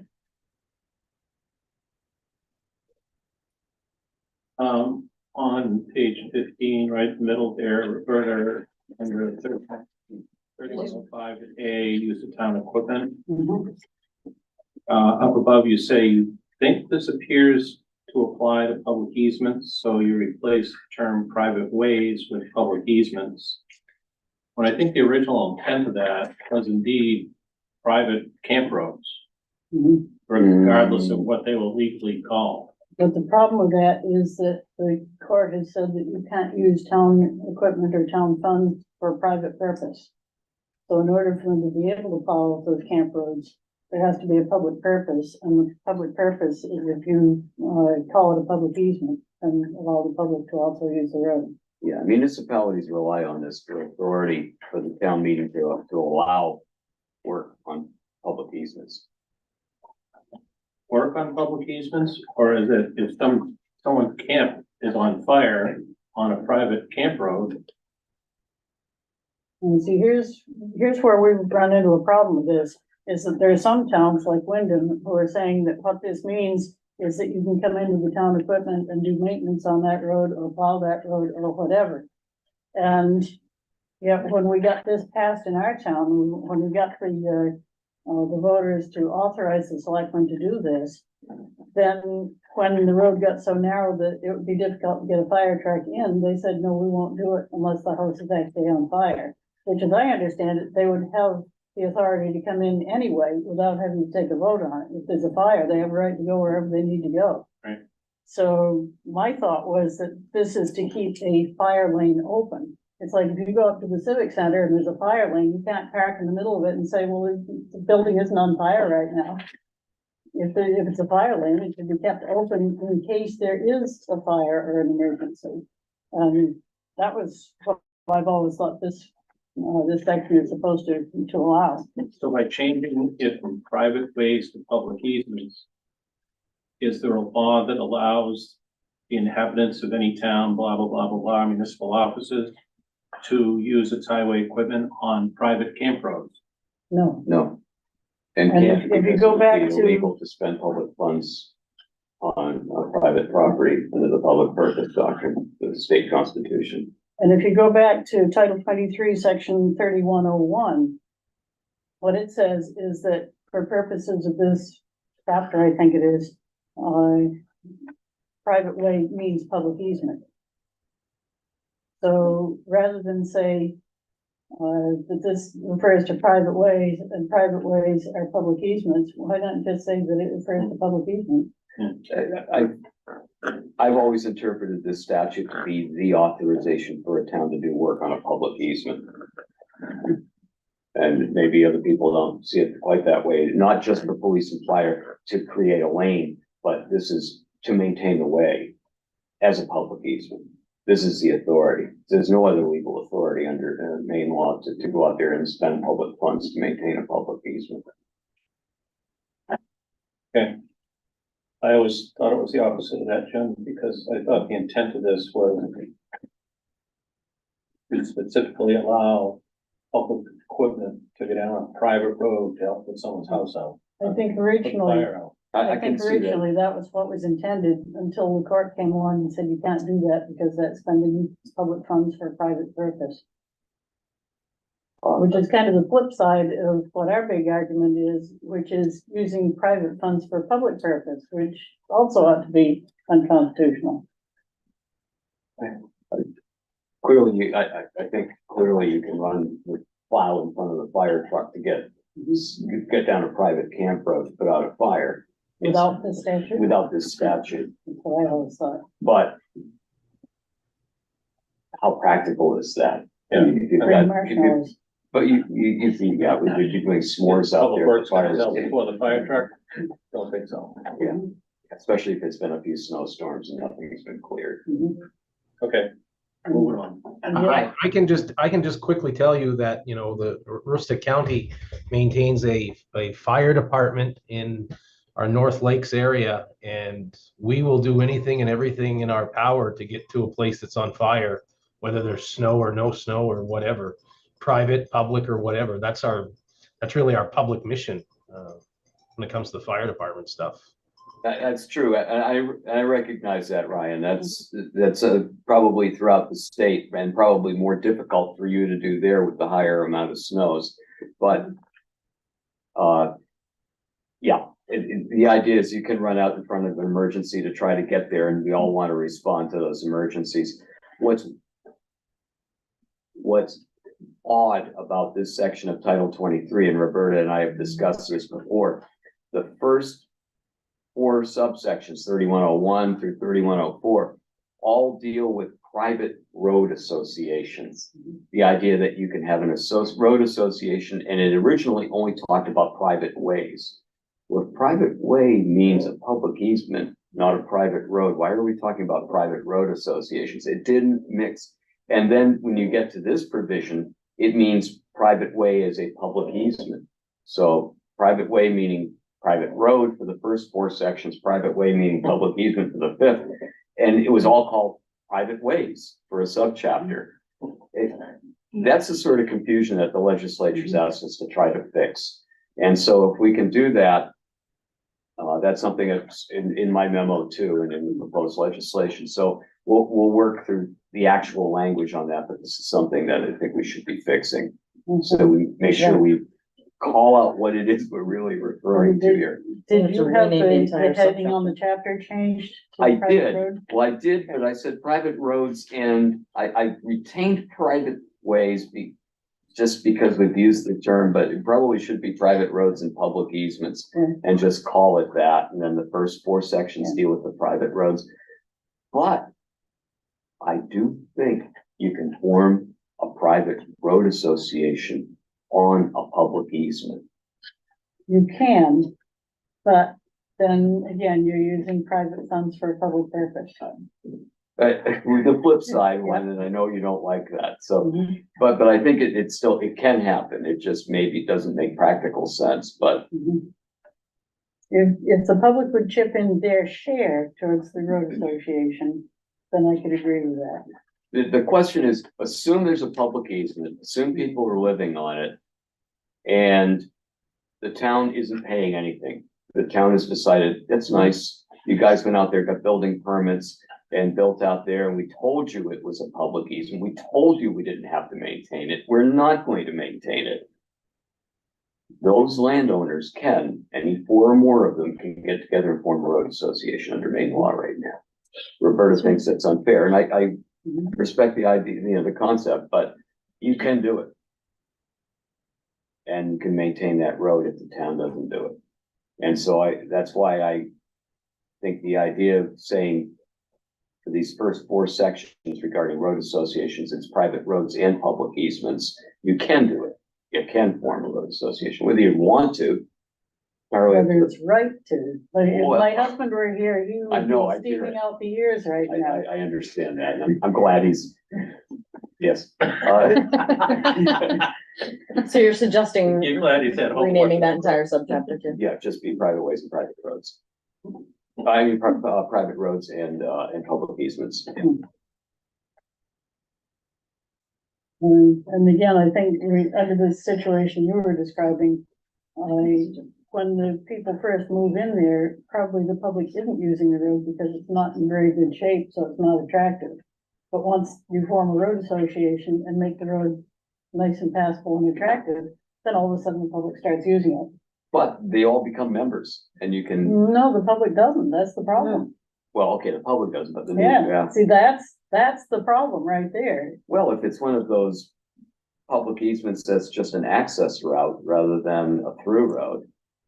But most Okay. of them aren't.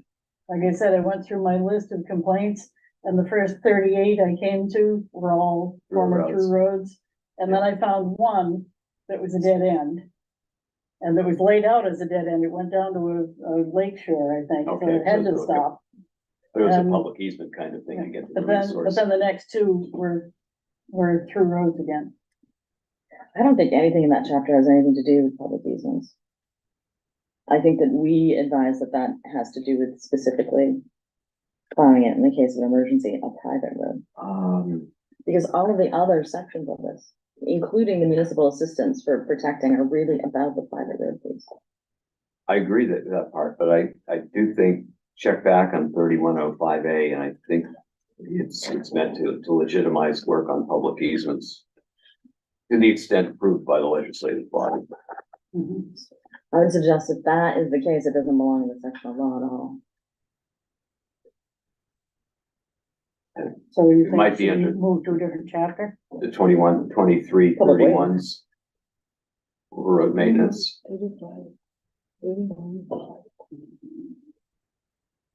Anyway, that's another thing to look at. There's no lack. Our handout went up to 3104.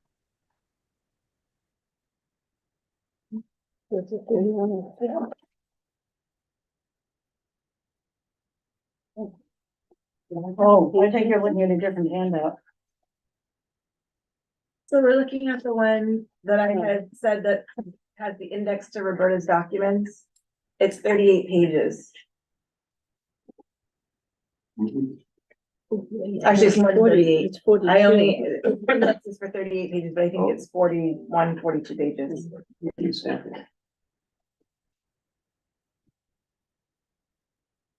It looks like this on the front. I don't know if you can see it. I'll share my screen with you so you can see where we are. Will that help? I think I found it.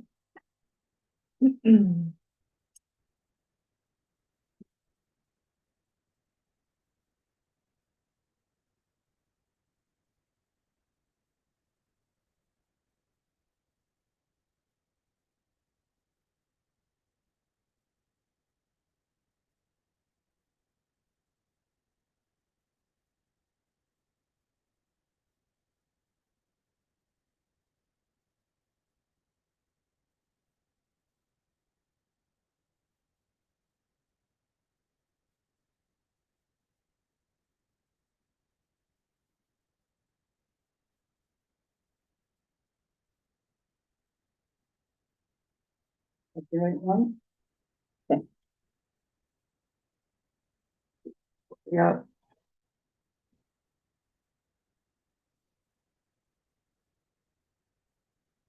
And then you guys were on page 15. Yep.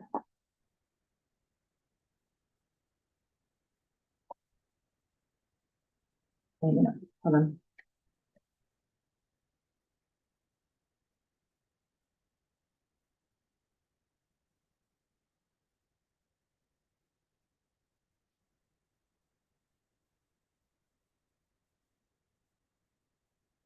Okay, well,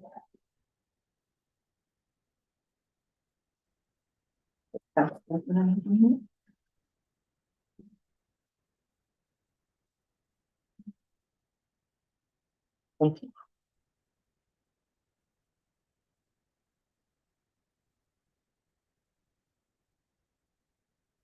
Can you see that now, Steve?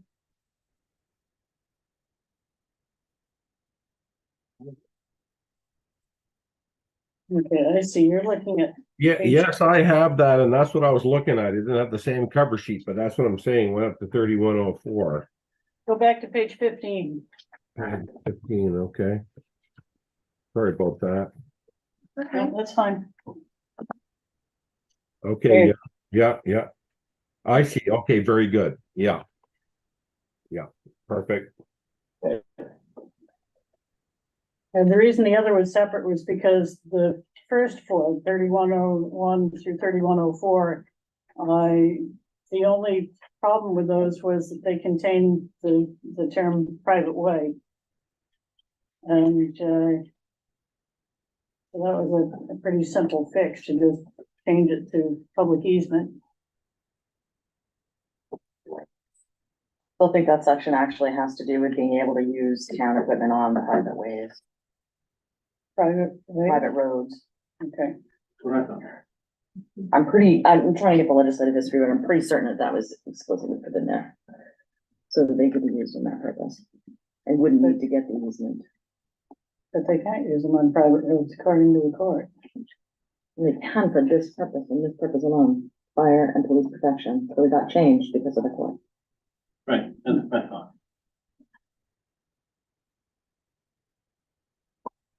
Okay, then the rest of this, has to do with, how the abandonment statute, sort of evolved. And, I have a summary right at the beginning there, so if you want to, you can go, beyond that and read all the changes in it. But, I'm on page 21.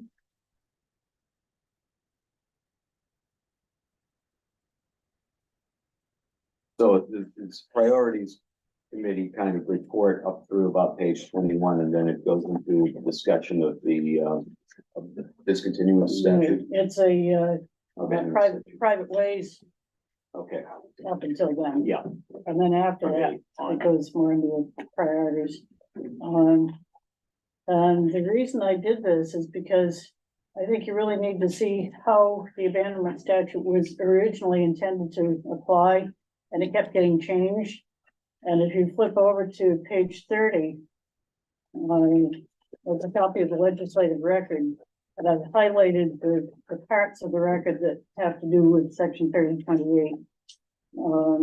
Because the way it prints off, there's a lot of other discussion on other bills in there. But it's pretty clear that when it was first passed, if you read through the summary of changes, and if you read through those yellow highlighted portions, I'm going to just kind of skim through this real fast and ask you to look through this as homework. Basically, when they first brought it up for discussion, the idea was that it was to apply exclusively to roads that were, quote, forgotten or lost through the records. Nobody knows where they are. And now there are towns that will say, oh, we don't want to maintain this road anymore. We're just going to stop maintaining it. So 30 years from now, we can call it abandoned. And that's totally not what they intended in the first place. Another provision in the original bill was that if there was any maintenance done on the road, whatever, during the 30-year period, it would not be eligible for abandonment. And now, as of the update in 3028A, they can even have been telling the DOT that they're still maintaining the road for 6 years or something like that into the period of abandonment. And that there was another amendment that said that isolated acts of maintenance won't prohibit a road from being abandoned, but they didn't define what isolated acts of maintenance are. And if you go into some of the court cases, a couple of the towns that lost their court case, it was because there was evidence that, you know, on this date it was graded, and on this date they replaced a culvert, and on this date they added gravel, and on this date they ditched it, and they used to grade it every year. And those are not isolated acts of maintenance after a while, you know, especially if it's a road that's on ledge underneath that may not require much maintenance. So you can't just write it off as all being isolated acts of maintenance and still expect anyone to believe that it's abandoned. Then another change that was made fairly early on was that, they said the decision of the selectmen is binding until it's overturned in court. And the problem with that is that, two of the people who live on these roads have the money to hire an attorney and take it to court. So once the town has made a declaration, no matter how off the wall it may be, you know, even if they've been maintaining it up until 2 weeks ago, if the person can't afford to take it to court, they're stuck with the determination that it's abandoned. And then, one other change that was made, in the 1980s was that, my mind just went blank. I'm trying to think of too many things at once. They changed the time period. Originally, it was supposed to be one limited time period from January 1st, 1946 to January 1st, 1976. And the thought was that, okay, we've got towns that have lost records through a fire or whatever. They don't know what these roads are. Let's give them one chance to say, hey, look, here's a road that we'd forgotten we had. We haven't maintained it for 30 years. Let's just say this road is gone. It's discontinued. It's not there anymore. Clean those up. So now we have our records straight and we can go forward from here and make sure that when a road is discontinued, it's properly documented. But towns didn't do that. And so years went by and towns are still trying to say, well, back from 1945 and 1946 to 1976, we didn't maintain it, or at least we don't have records that we maintained it. And somebody else can come along and say, well, you know, my grandfather was the road commissioner and he remembered, he told me about it, but he's dead now. How do you come up with evidence to prove or disprove whether it was maintained that many years ago? So rather than saying, okay, this should be sunsetted, you've had your chance, you've declared your abandoned roads abandoned, now you're supposed to be keeping records. Instead of doing that, they just said, well, we'll open end it, we'll make it any 30-year period. And so we're still getting roads that are being declared abandoned. And it's just perpetuated the problem rather than cleaning it up as it was supposed to originally. There's also a. Thank you. Thank you. Thank you.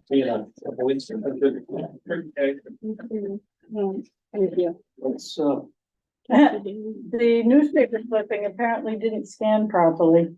It's not a little road to be heard.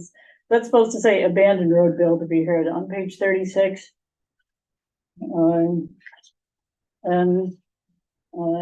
That kind of goes into what the intent of the bill was supposed to be. Oh, the other thing that really has changed was the recreational easement piece. There was a great deal of discussion in that legislative discourse in the yellow there. There's a great deal of discussion as to whether or not they were going to keep an easement when the road was abandoned. And the reason they put in that piece about a recreational easement was they said that there are people who have been using these roads for years, for hiking, for hunting, you know, maybe bicycle paths, maybe snowmobile paths or whatever. And if this goes through, if you say that they can just abandon the road, then the landowners could put up a gate and stop them and we'd lose all this public recreational access and there's going to be a great hue and cry about it. Well, if they had realized that because of the way it was worded, it said that a way that is abandoned under this statute takes on the same status as it would have had after a discontinuance under section 3026. But the same year, the same legislative session that they changed the abandonment, that they initiated the abandonment law, they also changed the discontinuance law, which up until 1965, up until 1965, it said that when a way is discontinued, it ceases to be a road at all. And in 1965, they changed it to say that a private way would automatically be retained when they discontinued a road. Well, a lot of people thought a private way was private. And in 1976, same session that they put in the abandonment law, they said, well, no, actually private way means it's a public easement. But did the legislators who were discussing abandonment know that that other section had also been changed at the same time or was about to be changed at the same time? How many of those legislators realized that, well, if you abandon a road and it takes on the same status as a discontinued road, it's a public easement. If it's a public easement, you don't need a recreational easement, because you can use it any way you want. It's a public easement. You can drive in, never mind just walking in. So I'm convinced, reading through this discussion, that they didn't know that by saying it becomes the same as a discontinued road, that they were keeping a public easement. That was not their intent. Their intent was that it would be basically gone, but if a town wanted to vote to make it a recreational easement, they could. And instead, what we've ended up with is these are public thoroughfares that anybody can use any way they want. So that's how we got to where we are with abandoned roads. One other thing that I was going to mention is that you keep saying that Jordan versus Canton doesn't apply. So, okay, I won't use Jordan versus Canton. I'll use the cases that Jordan versus Canton depended on, which said that if you do away with somebody's access is a property right attached to the land. And when you damage or destroy that access, you have to have just compensation. How do you make just compensation if the reason the person doesn't have access anymore is because somebody has driven through with their four-wheel drive in mud season and chewed up the road and now they can't get in? Or somebody ran over a culvert and squashed it and all the water ran down the road and blew out the culvert at the entrance to the road. We've had that happen. And we know other people who've had that happen. So the public use has destroyed access. There should be compensation for that. Does that pertain to a gate too? If somebody put up a gate and that kept somebody else from having access, yeah, there should be compensation for that. So I know I kind of went through that in whirlwind fashion, but if you can try and read through that in more detail at your leisure. Is there a recommendation from the priorities committee on that?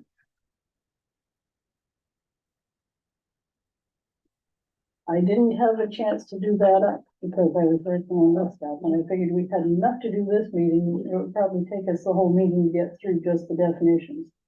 But for next meeting, I can try to have something. Was there something the priorities committee has to bring? So I'm You, part of the priority. I understand.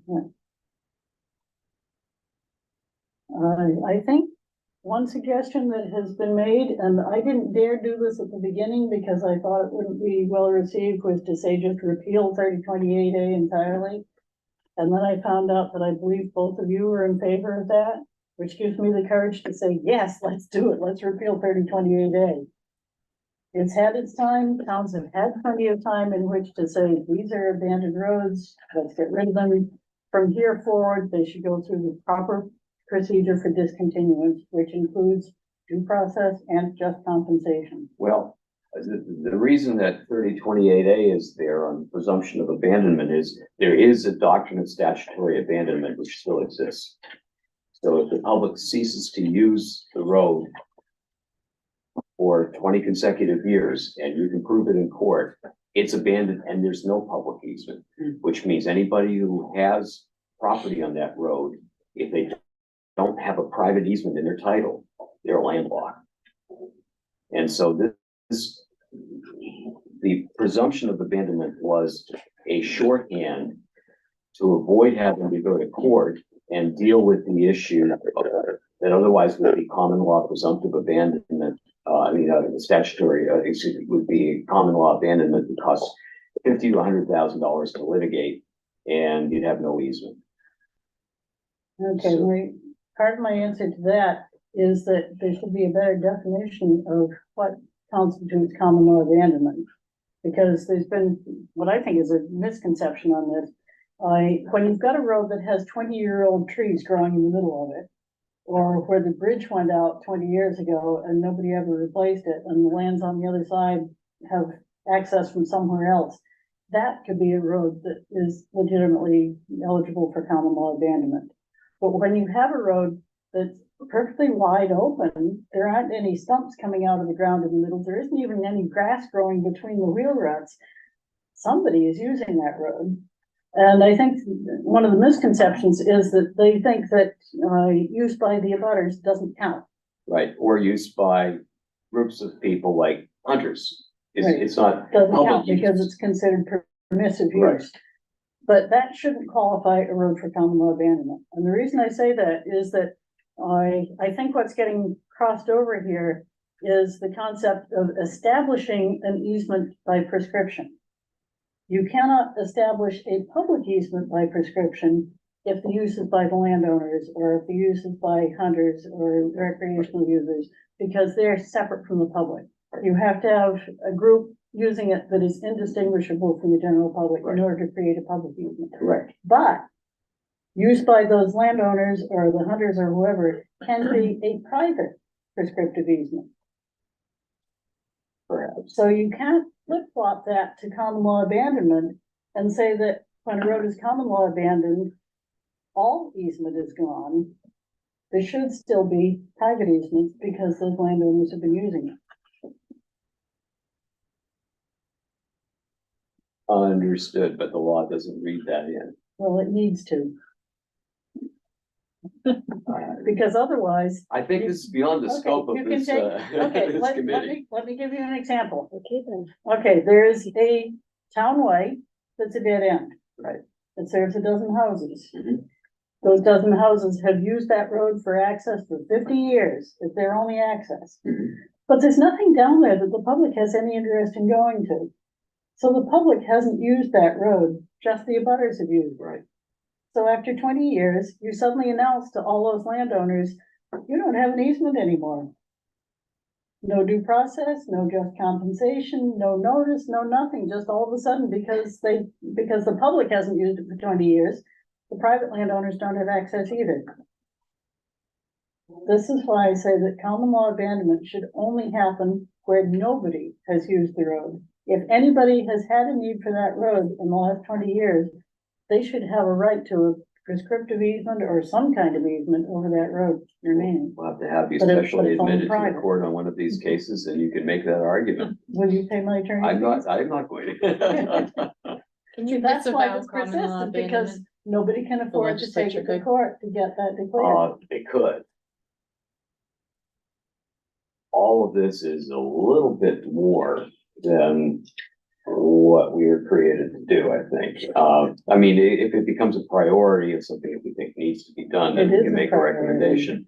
I think a few people might think it's a priority. I'm not sure that all of us would. I think a Or lot of people consensus. think it's a priority. Well, okay. Well, Do I need to that have all that to and you? that. and No, I the- don't want to get that. I've got enough to read. That in the winter maintenance, closure for winter maintenance. But that again is not, I've been told, the scope of what we're doing. But I don't believe, but Rebecca said if there's houses on the road, they can't close it to winter maintenance. Correct, Rebecca? No, I didn't say that. Oh, No, they can. I think the Even if question was there's- the letter, the liability piece for maintaining it and getting access to it. I think that's the crossover. Then you can go and appeal to the county so if you're commissioner. living on it and they close it to winter maintenance, you can't maintain it, but again, Which is why you need the liability piece. okay. So if But we that put is- in the liability piece, would that, That would allow someone to plow. To plow their own, their and I own think area. part of that should be that it should be posted at the entries to the road saying, Yep. road think not we- maintained for We public made use. progress in that, though. I think we're on the right track there, right? I think so. They do put notification out on the road. Like Sawhorse with the clothes for winter maintenance sign. Well, like in Ryan's case, in Aroostook County, there's a can't. large amount of roads that get closed for winter maintenance, and the LUPC issues building permits to build on there, not Ryan. So Ryan gets notification that someone's moved in long after the fact, and they may or may not know that that road is not maintained in the winter.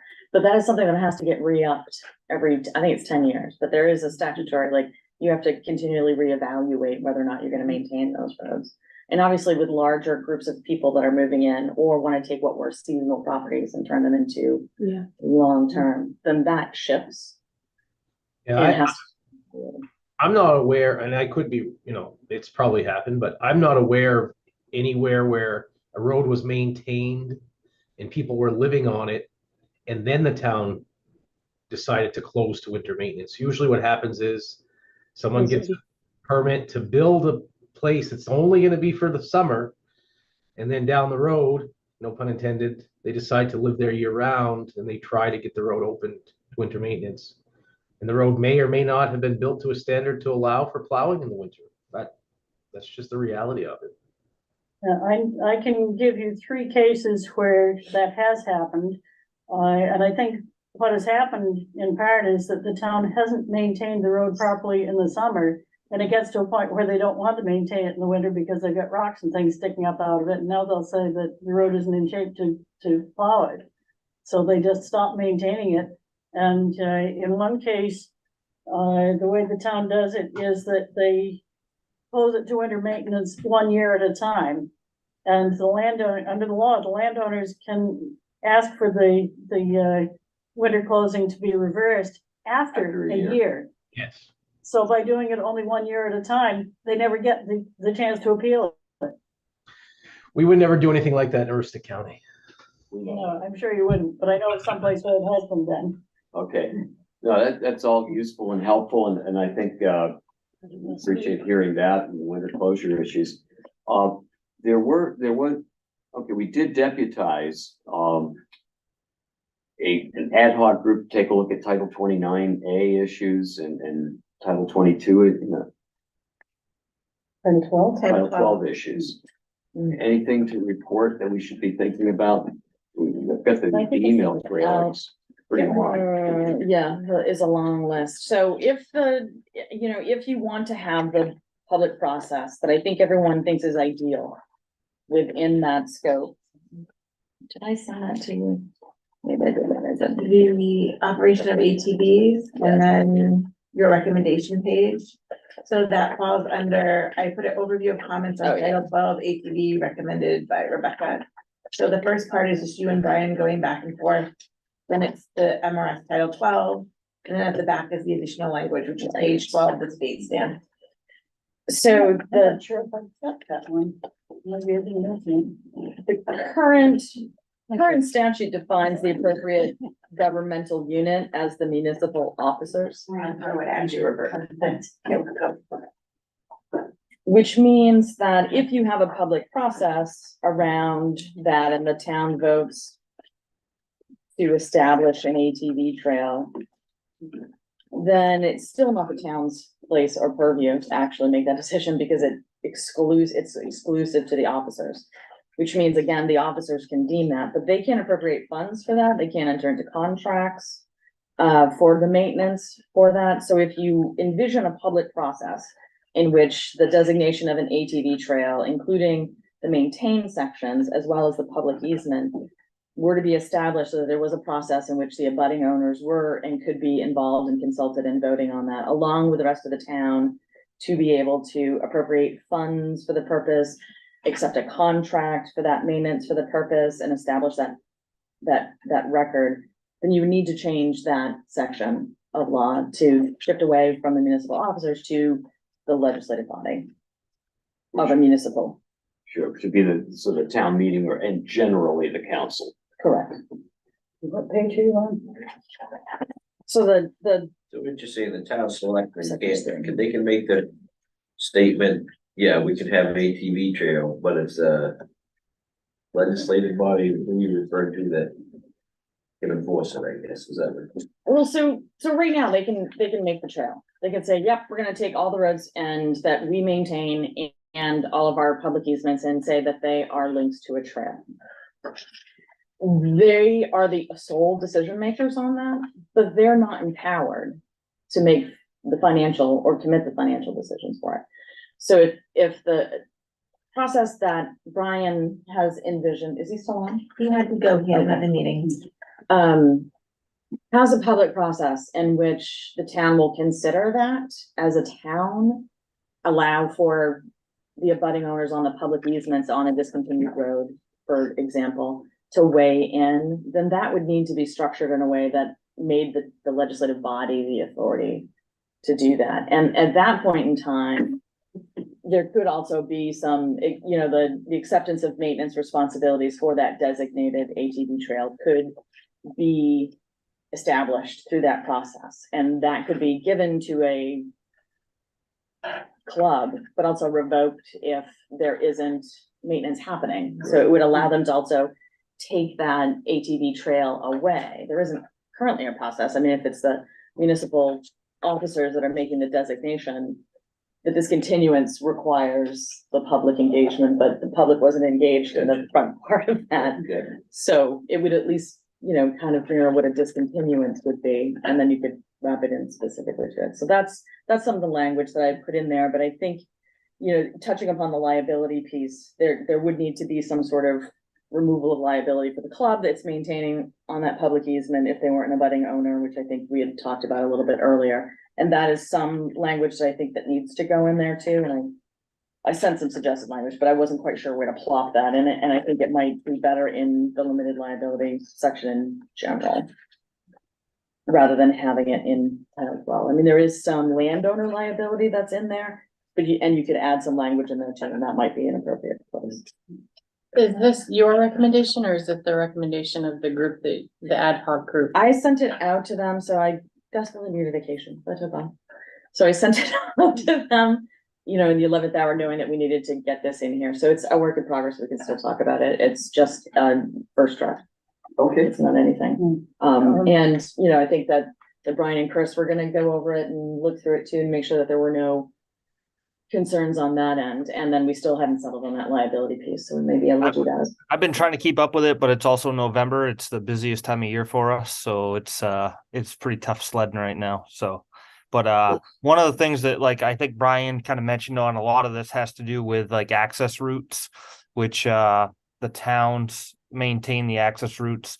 Once they create the access routes on the public ways and stuff, I mean, obviously it does talk about discontinued roads here. I mean, I don't think that we would be opposed to like everyone being involved. I think the intent of it behind that was that the towns would do that. I don't think that there was anything that we were kind of I don't think there was anything malicious in the I think the town should have a town meeting on it and decide if there's trails. Everyone should be involved in it, including the abutting landowners. So where that goes, I don't know. Chris, when you use the term access route, is that a specific term? What do you mean by that? So yeah, Access. so the way Brian, like those access routes are on public ways, town public ways, and they have to be, like Brian said, they're not marked by the clubs. They're specific to towns, and they have to have DOT signage, so they have to meet those standards. When they specifically to ATVs, once they create access routes on these public ways, they're the problem of, we kind of say it gets kicked over to the sheriff's department, state police. They're on a public way at that point, so it doesn't become Title 12. They're considered motor vehicles. And Chris, correct me if I'm wrong, but are they limited by how long they can be?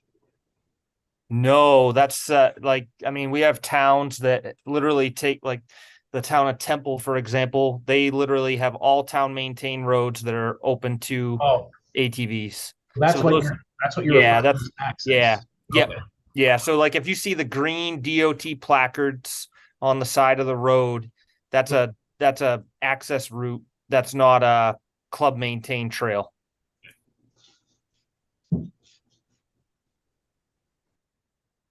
Rebecca, you said something about, if the maintenance doesn't happen, it can be revoked. Who determines that? It would be the same entity. So the town would vote again to revoke it? Well, I mean, I think that the intent would be, if you're having a public process, you're buying into that public process knowing that the club needs to maintain it, or that the municipality understands that there's a maintenance obligation there. So that's a better place and a better opportunity to establish that at the front end. And if you're looking at maintaining, and I think I put some language in there, like maintaining for this purpose does not put you on the hook for maintaining that easement going forward or negate any actions for that discontinuous previously. I like having that in there because we've heard too many towns take that excuse that, well, if we do this for this one road, then Right. it sets a precedent for everybody else, when it really Right. doesn't, because the circumstances are different. Well, I mean, I think that there's a fear there for good reason, so you negate it, you just remove the fear by saying it doesn't put you on the hook for it, for that purpose, but you also, public process, piece, I've heard is also that issue, that there isn't any ability for the landowners to be, so, and if, you know, there was a counselor that was a member of a club and just decided they were gonna establish that, there isn't a responsibility because they're not empowered in that statute too. So if the idea is to have a public process in which there is actual due process in which those folks who live along there can be assured that the maintenance for that will either be continued by the town or the club, then you're having a different conversation. I think you're starting with trying to solve some of the issues that are identified. More people invested to make better decisions. Right, and have the point of empowerment in which they're appropriating funds for that purpose, or at least knowing that they're gonna have to at some point in time in the future, without rolling back on any of the decisions previously. I still worry that that's gonna mean that, you can have mob rule overriding the landowners. So where you've got, you know, maybe a mother with young children who are trying to nap and the ATVs and snowmobiles are going rum, rum, rum right by their windows. Because there are provisions in the snowmobile and ATV laws about, not going too close to a dwelling. And yet, where there's an access route, it overrides that. That's correct. And it's a real problem for the landowner, you know, the person, for the resident, the person who lives there and has to deal with the trail going where otherwise it wouldn't be allowed to go. Well, if they're going down a road, presumably then they're going down a road that also may potentially have other traffic as well, but there are limitations on the operation, at least within that statute, and there wouldn't be within other sections. I think it sounds like one of those new sleds though. Very Who's loud. Electric. Yeah, anyway. they'll all be They'll be electric and electric and purring right silent. along, Yeah, plug them into the tree. Oh my gosh, you're gonna have charging stations along the. I tried, snowmobile?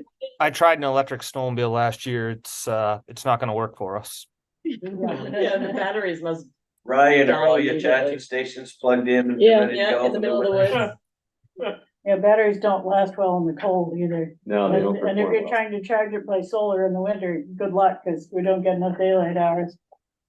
Trust me. our I house can't runs on imagine solar. the chase with an electric snowmobile. Yeah, you It's know? it's actually really fast. It's like 0 to 80 in like 2 seconds because it's got Ew. so much torque.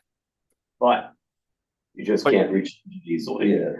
Yeah, and we're not gonna carry Honda generators in the back while we're on a search and rescue. So No, not at all. All right, Yeah. So. thank you. Go ahead, I'm sorry. Yeah, so just to clarify, I did clarify that section of law was inserted there specifically to fix the fact that the public resources on private roads was needed for those purposes. And that they had previously messed that up in the previous legislative session, and it was an instant bill. This I heard it is say that again. That section under private ways, Which fire section? protection. the fire protection, the use of public Oh, the 3105A. is specific for using public resources on private roads. So that whole section deals with private roads. That's unfortunate, because that really changes the longstanding understanding and the basis for which municipalities have spent money on public easements for years. I So, don't think so, because they're not going to that section. This was 2009. This is. we'll brand talk, new, we'll but, do a yeah. little research and talk. Are we, will we have a chance to talk about this again next, at the Yes. next meeting? Yes, Cause I'm not sure what our position will be. I'm not sure we'll be able to support it, but okay. I wanna think about that more. Do we wanna add maybe an extra meeting in, because I know, but my concern is if you wanted to have the draft language by December 6th, you're not gonna have that now. Do you know what I mean? Well, Well, 6 and yeah, 9 o'clock. Sorry. Oh, I'm sorry, I said that out loud.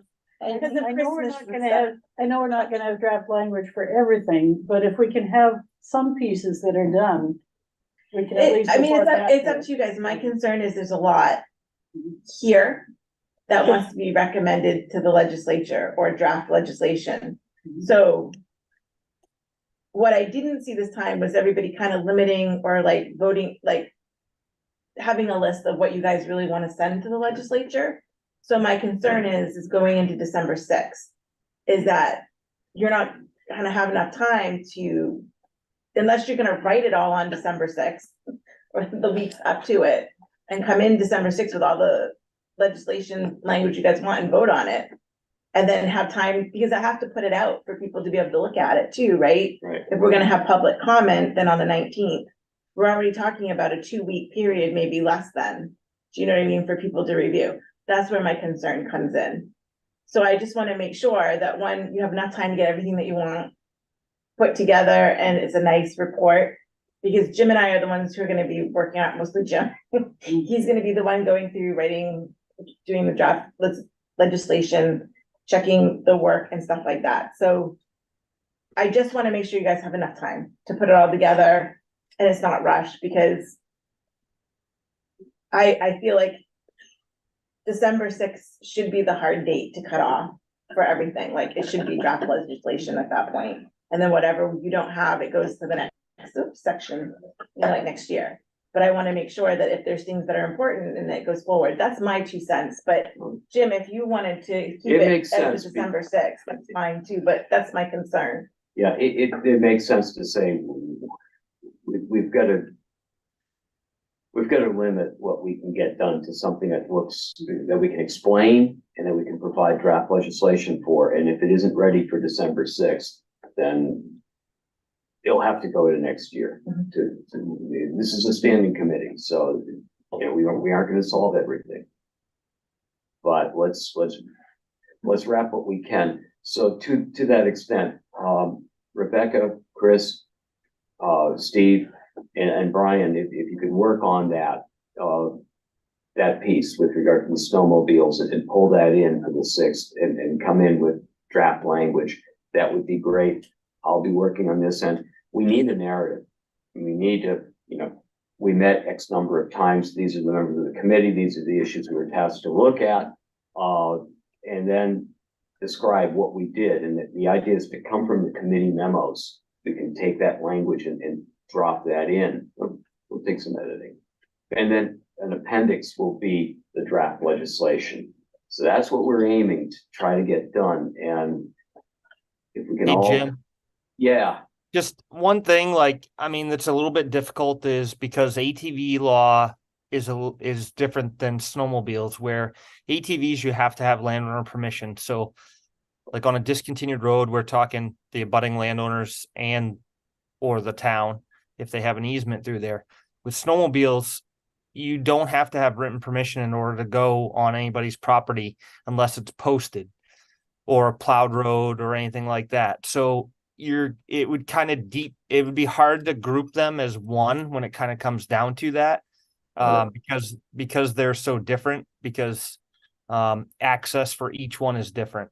So that does make it a little bit more difficult when it comes to easements. And that's kind of where I'm coming from on our side is I'm not sure. I mean, we want to do best by the landowners, and find out who actually is the one that we get permission from for these trail systems. So I guess that's my question for everybody on the committee is, like, when we're talking about these easements, says in the ATV law there that we were just talking about, that Rebecca had posted, that we're supposed to be getting from the town in the legislation.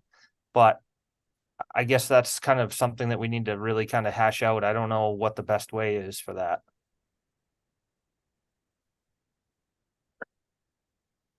That's something I'd leave to the committee to take a look at. But the idea is, who from the town do you get permission? And right now it's the municipal officers. That excludes the public, potentially. And so the idea is to remedy that by going to the legislative body, which is the town meeting in many towns, most main towns. In some of the cities, it's a council. In some of the larger towns, it's a council. But you know, you go to have a hearing and have action by town meeting. At least you think it's a more democratic process. And if you get approval, it means something. With ATVs. Correct. With snowmobiles, I see the other issue, and that That's just something we'll have to deal with. Yeah. It's access unless posted by individual landowners or I assume the town, do you want to say the town legislative body could post the public easement against snowmobiles? Well, I guess that's my question to you, because that would be like, if they have a public easement through there, can they do that? Suppose it could limit public access. I don't know if we want to go near that one. Do they don't have to define a snowmobile trail explicitly, do they? No, that's what I mean. Like, they don't, like, there's no definition, like, there's no, like, a snowmobile can ride through a field or anything like that unless they're told not to be there or they're on posted property. But where ATVs, you exclusively have to have written permission or be on a designated trail system. We just have to be careful when we're looking at them, not to think of them distinctively, separately. Yeah. Right. Okay. With all of that, are we ready to adjourn and get back together on the 6th? So on the 6th, just saying, we need to put together what we think will pass this time and what we should think about for next time in legislation. So I think if everybody did a do and don't list, what to do this time and what to do, not to do until the next time, which is the full session, yeah, I think that would help us to move along on the 6th. And be prioritizing what we have. Yeah. What do you say is the difference between this section and the? This is a second session, so anything with a fiscal note isn't gonna get through. It goes to appropriations to die. So that unfortunately is the way it is, because there's limited funds to give to each committee. It's also the short session, so they don't have as much time And they to don't have consider. They're not gonna do a fiscal note. I know, they had public hearings this week. Yep.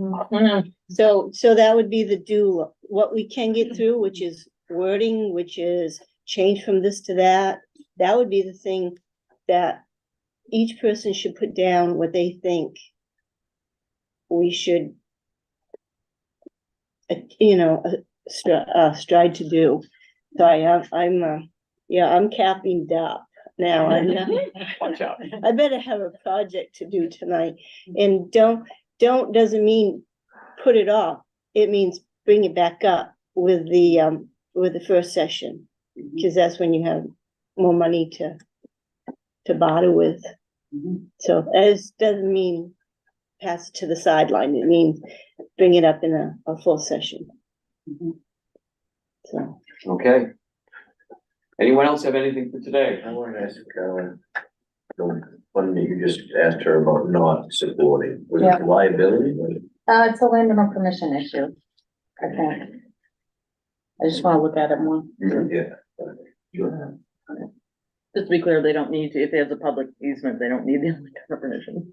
So this would at least give some sort of process that would involve them, which didn't happen. There was, well, I'll bring it up next time. Okay. Looking to. Sure. Yeah. Okay, all right. Do we have a motion to adjourn? Wow. Move. Yeah. Second? Second. Okay, all in favor? Aye. Aye. Any opposed? Do you want to stay longer? They're having so much fun. Hearing